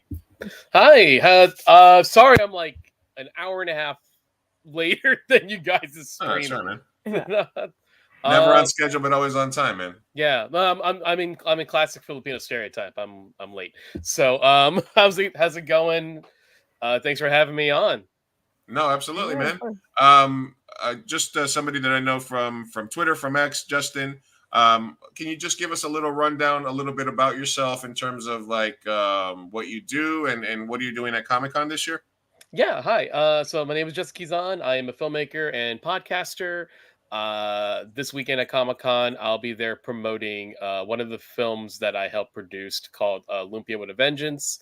Ooh. We have a booth over in Small Press, I believe M14 or M16. I'll double check on that. We're selling comic books based off of our movie. And then also, I am a podcaster for a podcast called Nothing New, a remake podcast. And we have a panel this Friday. Boom, hey, there it is. We have a panel this Friday at 12 p.m. at the Neil Morgan Auditorium called How Parody and Remakes Enhance the Film Industries. And we'll be kind of discussing basically how, in a weird way, like parody movies are like a side version of a remake, and the positives, and maybe even the negatives and the positives of what happens when like a film gets turned into a parody. So we'll probably be talking movies like Airplane, the Naked Gun series, possibly Galaxy Quest. Here, if you kind of looked at our poster or ad for it, Scary Movie, absolutely. Yeah. And then if you look at our kind of ad here, we're kind of parodying the Ocean's 11 series. That's so good. So because we did if you looked at our Instagram account, we did like a 5-minute short film that's essentially a parody of Ocean's 11, gathering up the panelists. It's like it's a heist crew. So yeah, that's the panel, and that's me. How long have you been making movies and podcasting? Podcasting, I've been podcasting since 2009. Various shows here and there, and then I graduated film school in 2007. So I've been working in the industry, in various forms, making short films, feature films, reality shows here and there. Mostly though, Lumpia with a Vengeance is like the first real time I got to help produce and help even with some of the writing for a feature film. So yeah. Okay. Nice. Tell us a little bit about Lumpia with a Vengeance. So Lumpia with a Vengeance is a movie about a Filipino superhero who wears a traditional Filipino garb called the barong, and he throws egg rolls at bad guys. So I love that whenever time we pitch it, that's generally the reaction. So Really? Yeah. It's like, so I think we're on the right track. And Lumpia with a Vengeance is actually kind of a sequel that the director from the director, because he made Lumpia in 2003, a no budget feature film that he shot on like Super 8 camera, and then 10 years later we got into production on the bigger feature film, and it has Mark Munoz, a former MMA fighter, as the lead character. If you see this poster of Danny Trejo I have behind me, Danny Trejo is also in our film. He's a cast member in the movie as well. There's a moment he calls himself Taquito Boy. So if there's any reason Are you kidding me? We have Lumpias versus Taquitos in literally one scene. I kid you not. That's amazing. Wait, I'm sold. I'm so sold. Awesome. Nice, man. How long have you been coming to Comic-Con? Oh, wow. So I'm going to flex a little bit. I've been going to Comic-Con since 1996. Okay. Wow. And I haven't missed a year except for obviously 2020, because none of us went. So fair. Yeah. So there we go. The abbreviated non-con, the one where you could actually move around and not touch somebody every second. They used to Yeah. Yes. It's a stay-at-home con. I remember that. That's why I think we Yeah. called it that here. Mhm. Yeah. The let's not have a super spreader event. Exactly. Yeah. Exactly. Yeah. Although it's looking like this one might be an interesting year for that. So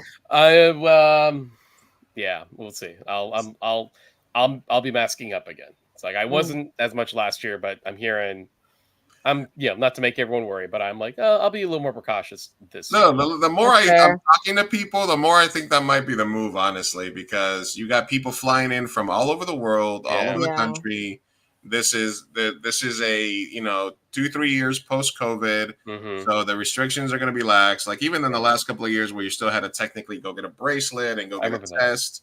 Yeah, it was still kind of like weird. So I don't know, man. I don't think that. I mean, you got people wearing bandages on their ears, so more people wearing bandages on their ears, or more people wearing masks this year. What are we gonna see? What are we gonna see this year?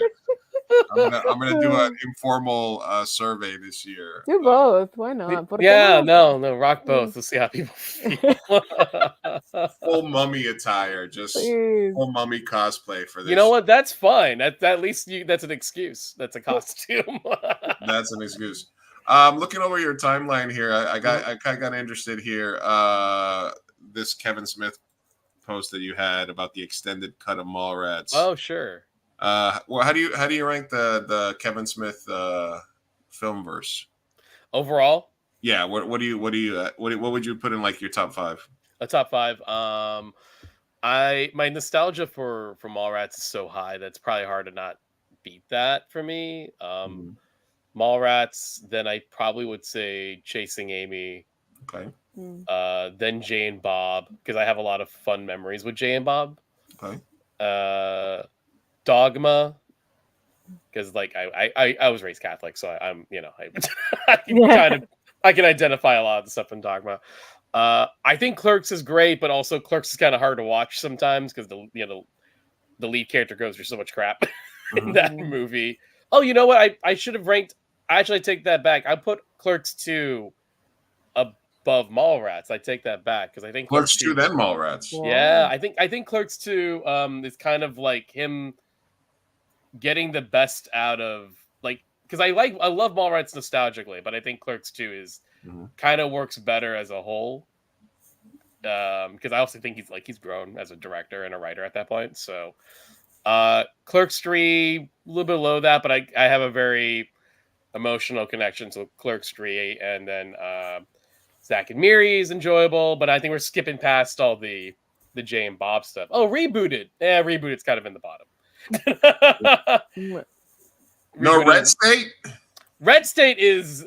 I think Red State is interesting for acts 1 and 2, and then it loses me completely in the third act. It's an interesting... I mean, I'm a Tusk apologist, so I do like that. Fair. I think Tusk is really interesting throughout, like from beginning to end. So I totally get that. Yeah. Oh, what's the one he did with his daughter? Yoga Hosers. Bottom tier for me. That's that one cop out. Ooh, that one. I legitimately keep forgetting about Cop Out for a reason. Yeah, those are done. No, I like it. I think I put Mallrats first. I'll send you a link because Sophia's actually in one of our films where we did a Mallrats homage to the Shannon Doherty breakup scene. With we started the scene with the same sort of cadence as the breakup scene, and did like a little homage to Mallrats in one of our rom-coms. Oh, nice. Yeah. Send that to me. Love it. Yeah, absolutely. And I just because we have a Kevin Smith fan on, I always thought that that they should have done Mallrats 2, or they were talking about turning it into a TV show. But it sort of writes itself, where Ben Affleck's character gets out of jail and he's like trying to get revenge on Jay and Bob or something like that. So maybe they could have just put that storyline into like one of the Jay and Silent Bob ones, like as a B story. Sure. Where like he gets out of, and you can sort of bring back some of the characters, kind of like how Curb Your Enthusiasm sort of did like a Seinfeld reunion without really doing the Seinfeld reunion. Yeah, but like they kind of did it like in a reverse. Yeah, way they did it. So, yeah, that's true. So, cool.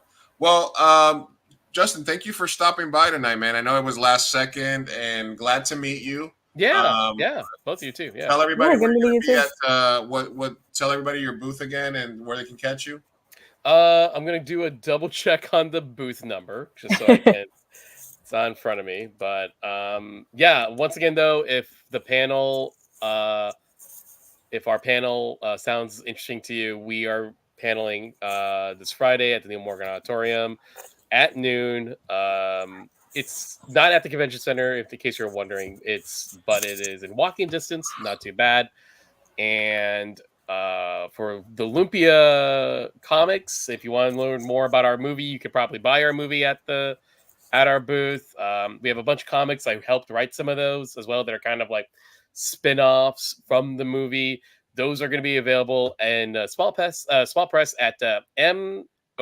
So that's where you can find us. So excellent. All right. Yeah, thank you again for having me on. That's absolutely. Thanks for coming on. Yeah, send me a message with that info. That way, when I'm walking around, I can stop by and say hi, man. Yeah. Are you both going to be at the show this weekend? I'm not. Unfortunately, I know. like, I really want to see the Lumpia film though. I'll be in and out, so I'll try to grab Sophia a swag bag of stuff. Something. And hey man, let's chat again. Maybe some pod exchanges or something in the future. Yeah. We can chat it up, man. Absolutely. Thank you so much for having me. Good meeting you, Justin. Right, Justin, thank you for stopping by today, man. That's Justin Cuizon, and you can go catch him at ComicCon this year, Friday, at the San Diego Central Library, which is a real cool venue this year. Thanks, Justin. Thanks. Bye. Take it easy, man. Yeah. So the Central Library is going to be a part of it this year? Yeah, they're doing stuff. They're doing panels there. Just kind of how they do stuff next door at the hotel sometimes. Following the Lumpia with a Vengeance movie here. Dude, that was freaking cool. The fact that the original is Lumpia and then the sequel is Lumpia with a Vengeance. Yeah. Check it out. So good. Sounds interesting. All right. You're talking about Kevin Smith filmography. I had to Google it because I have not seen a single one of these movies. Except Zack and Miri Make a Porno. Did he record that? Did he write that or did he direct that? It says he both directed, wrote, and edited. Okay. Yeah. Mallrats, he did direct and write, but did not edit. Well, yeah, I know. You never saw Dogma, Jay and Silent Bob Strike Back, Chasing Dogma. Amy? Yeah. Never seen. Nope, none of those. Chasing Amy? Chasing Amy is like the guy who's in love with the lesbian. Yeah, no. I've seen clips of it. I've seen clips of all of these. Mm-hmm. I've never seen the full film of any except Zack and Miri Make a Porno. Really? That's interesting. Yeah, that's crazy. When you guys were talking, I was like, whoa. Movie after movie that I have not seen. Even by mistake, I think you would have hanging out with us. You would have seen these movies. Yeah, exactly. No, same. Usually, like any director, like talk about anybody, and I've watched at least like one or two of their films. This one's the first one that I'm like, whoa, none. Really? Anyway, yeah. Really? Interesting. Yeah. I watched Clerks. Anyway. All right. Well, that's been our ComicCon preview. Let me see what else we got going on here. Mm-hmm. If there's any, let me knock out some of these little tabs that we have. ComicCon. Are you excited? Are you stoked? You know what? It honestly, it snuck up on me really fast. Yeah, dude. What's that about? I really thought I had more time, and then it's like, no, it's this week, and ChicanoCon is this week, and I got a lot of shit going on everywhere, and every week. Yeah. Every week is tough for me right now, and I'm doing, looking for a new job. I'm doing a lot of stuff this week. Yeah. So yeah. You need to get caught up on the dragon stuff there because there's. I am on episode 3 of the first season. No, second. The second season. Oh, you're getting caught up. Yeah, I didn't realize how little I remember from the first season until they're like talking and talking about things that happened, and I'm like, oh yeah. Yeah, I definitely watched the recaps. When was the like when was the first season? When did it premiere? Because it feels like a lifetime ago. Yeah, it's definitely a few years ago, right? I think like 2 years. Yeah. Oh, definitely. It feels like there was a long time in between, but I think so. I'm catching up. There was a strike, I think, also. Oh, is that what it, oh yeah, that's true. I mean, strikes pretty much affected everything. So Yeah, that's true. Okay, cool. So then we'll be on because there's some lesbian hijinks that happened. So we got to get caught up on that. In House of the Dragon? Yeah. Okay. It just strikes me as the straightest possible show of all time, but okay. You think incest is okay, but they don't have gay relations? What do you think? Yeah, did you not watch Game of Thrones? It was like 0 gay people. Maybe like 2. There was all kinds of your boy. Oh yeah, he was one of the 2. And it was good anyway.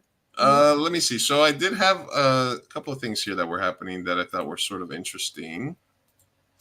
This is a story that came out this week. You remember Drea de Matteo from The Sopranos? Nope. Do you remember The Sopranos at all? Nope.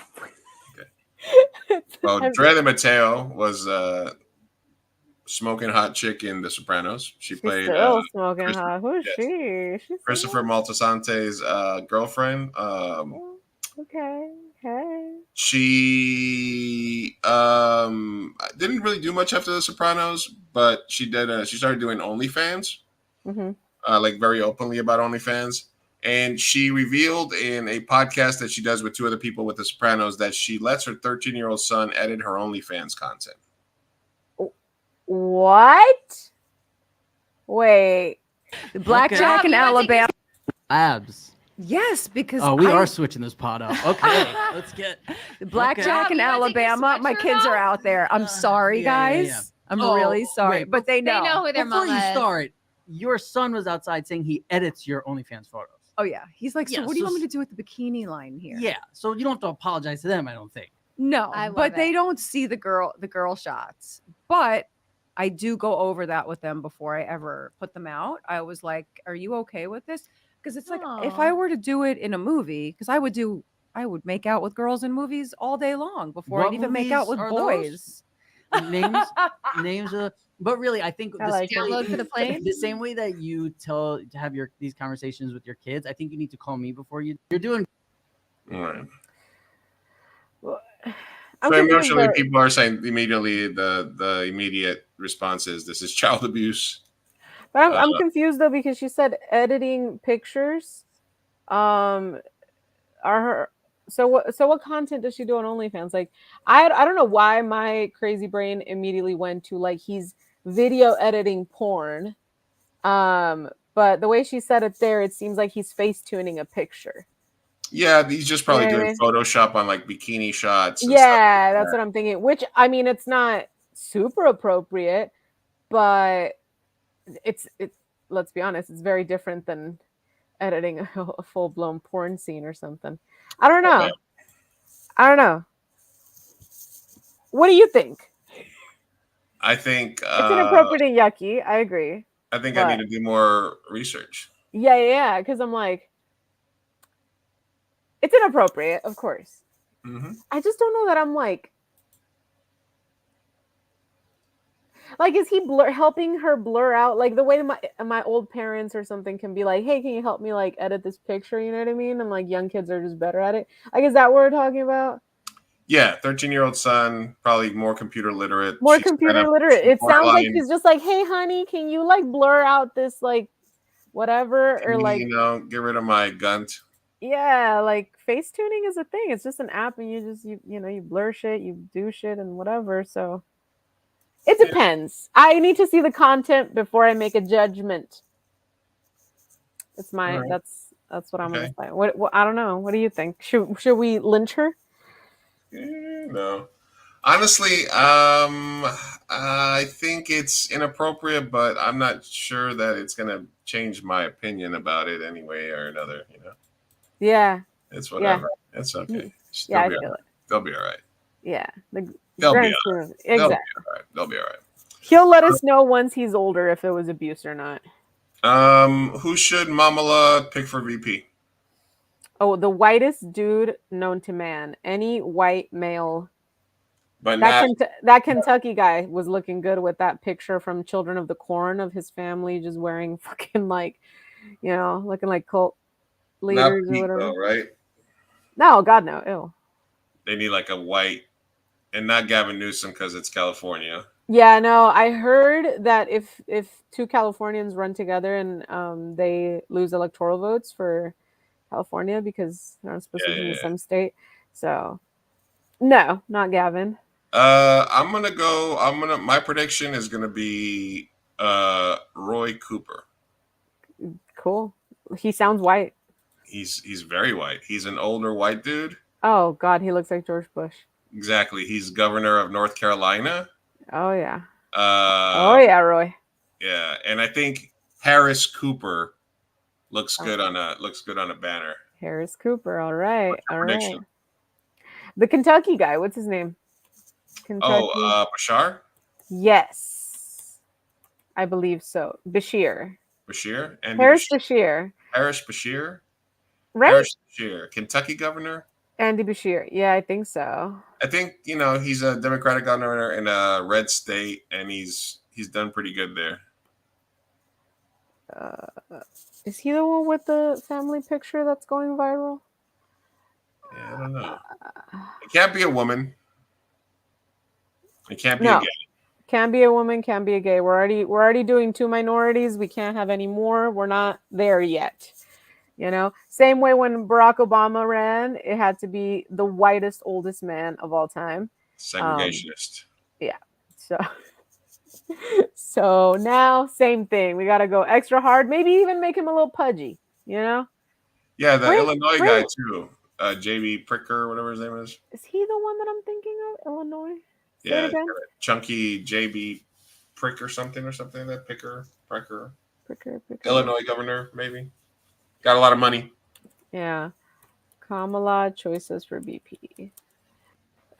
Mamala. I like it. What did you think when you heard that he dropped out? Because we called it.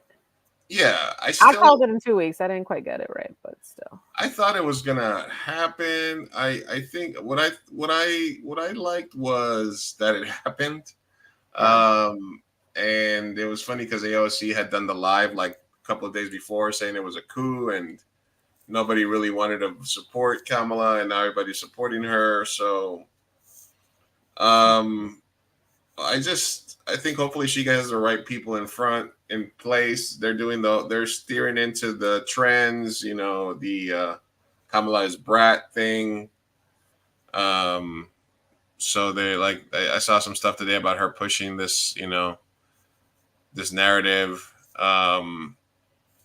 And I had not even heard about the movement, so I was a little bit out of it.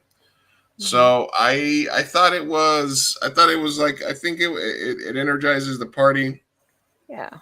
It, like I said, Nikki Haley said the first whoever ditches their 80-year-old first is going to win, and I thought that was true then. And Trump didn't get nearly the amount of bump that he thought. Yeah, after he got shot. Because I think that his base is his base, and he has the closeted base that sort of came out, but it doesn't move the needle because all those people were already voting for him anyway. Yeah. So I think this sparks the people that were sort of on the sidelines, or they were like, because there's no Biden or bust people. Yeah. They don't exist. No. I think people were just falling in line with Biden. Like I said. But with Kamala, you think that she can get? Yeah, she's going to get every single Biden voter. Yeah, any Obama voter, I feel like will also. That was already going to vote. Like I said, she'll energize the Swifties and the Beehive. Yeah. So black women we're going to vote for her. Yeah. You know what? Black women are not going to vote for her. What? The black women on Twitter that are actually white men pretending to be black women. Okay. Because the Trump supporter and MAGA influencer Joy Manarino was caught pretending to be a black woman on Twitter after it appears Joy forgot to log into his fake account. So this post, he posted it on his main account. And you can tell he's not a black woman. I'm a true black American woman. I've been black all my life. I was born black. I will die black. My mama black. My daddy black. I will never cast a ballot for that Kamala Harris woman as long as I live. Trump all the way, all day, every day. Oh, okay. And he accidentally posted it. Did he immediately delete it, but it's on the internet forever? Yeah. So then he tried to say a tweet posted earlier from my account was the result of my account being logged in on a friend's device. Clearly, I'm not a black woman. Oh my god, that's so embarrassing for you. Yeah, but then it didn't go well. He deleted the tweets afterwards. So, you know. That is so fucking cringe. Oh no. But I as mean, not surprising, but very cringe. This has happened before, you know. So there's a theory out there that there's a lot of these accounts that are like Blacks for Trump or whatever that are so crazy that are actually run by white people. Yeah. I don't know that I'm even that scared about it, just because like Trump he didn't even win the popular vote when he won. It was just electoral college and barely. So I really He didn't want to win the first time. Huh? He didn't want to win. He didn't want to win? They didn't have a party plan. They were surprised as anybody that they won. They were like, it's more like Hillary just lost the election, honestly. But barely is what I'm saying. So I'm like, now that you have somebody like Kamala that's a little more, like energizing the base and stuff like that, I feel like the very loud minority of Trump supporters make you feel like there's a lot more support there, but there's not. I don't know. I could be wrong, obviously, but I think Kamala's I think she's got it. You think? Yeah, because I think when the shot happened, I think everybody was like, "Oh, Trump won." And if that didn't change things, then I don't think Trump really. I think he'll put up a fight, but I don't think he stands a chance. And then I can already hear all the Republicans like fucking saying it's another stolen election and all that. Yeah, it's gonna be all right. It's gonna be May. I just want free healthcare. Whoever can give me that. Yeah, and I think that it was interesting that AOC and Bernie were sort of withholding, where they were the like you said it. You said they were sort of doing it for the memes. Mm-hmm. Like they were not support. They were supporting Bernie just to watch it all burn. Mm-hmm. But I think it was smart for them to sort of wait as well, because they can sort of hang that and say, we want you to focus on the progressive agenda. Yeah. And then I think also possibly like maybe they were maybe looking out for their own interests, just because later on, if Biden were to have stayed and lost, I feel like they would have I don't know, blamed the progressives or something, and so maybe I feel like part they always blame us. Yeah, for everything. Yeah, and they will regardless. But I feel like at that point, at least, they're like, no, we stood by him. And now that Kamala's out, it's like, no, we're standing by her. Yeah.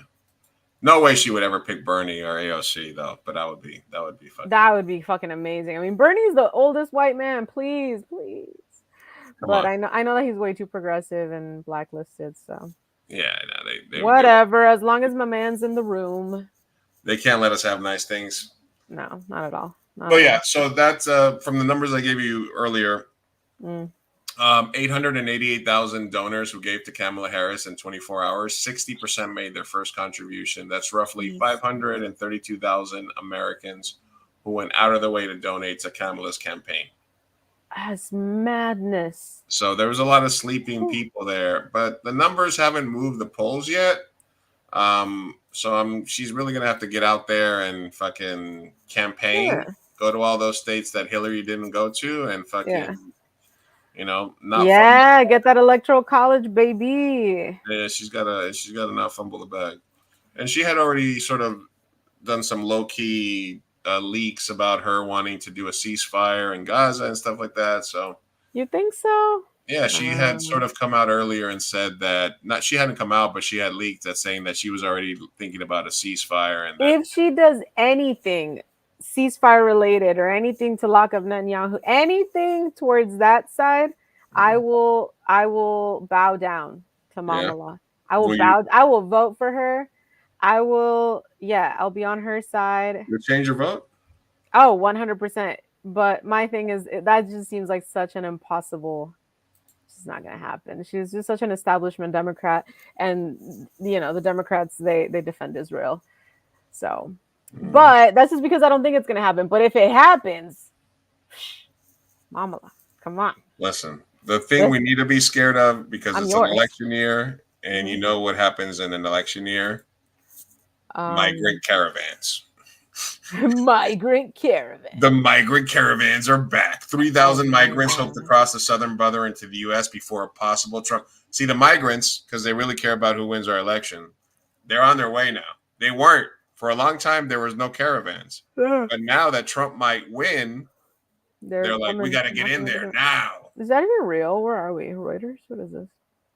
I don't know. Who fucking knows where they get this fucking shit from?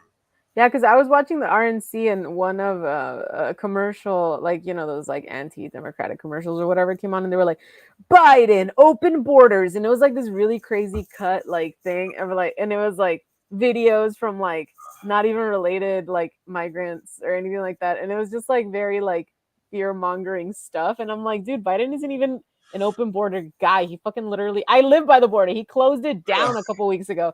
What are you talking about? But it's just very. The scariest thing I've ever seen is those mass deportation fucking things. That's scary. They're insane. They hate everybody. They're bad. No good. I know. Violent rhetoric. I really do love Lalo Alcaraz, the picture with the violent rhetoric and him watering it. Fucking that's all Trump is. Nothing but violent fucking rhetoric. His shit's always on point, honestly. Like, yeah, he's always got the fucking take, and he gets a lot of shit online. But that's he's fucking. But he's right. He's ballsy, yeah. When you're right, you're right.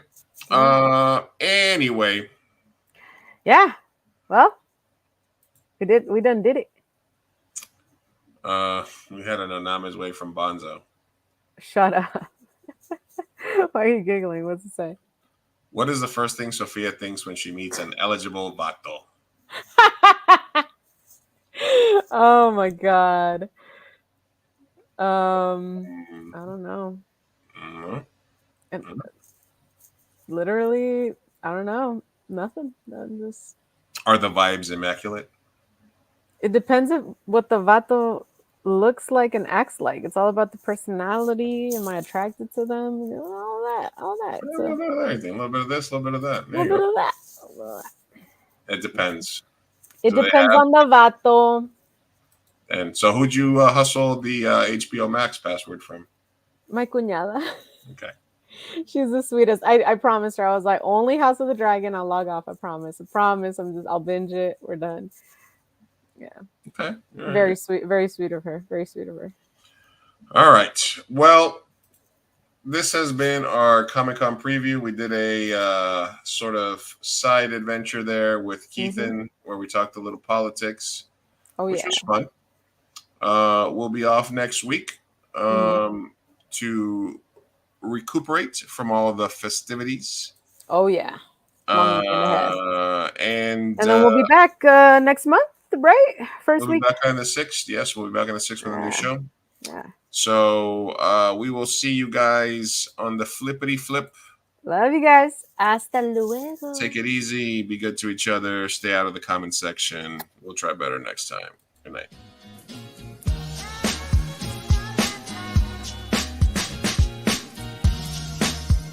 Vamos, papá, hay que irnos. Me estoy aguantando desde que pusieron el domo. Puedes esperar. Muchas personas trabajaron en esta película y solo quieren que te aprendas sus nombres de memoria. Y yo quiero asegurarme de que ningún animal resultó lesionado durante la filmación de esta película. ¡Listo! ¡Uy, palomitas en el suelo! ¡Wow!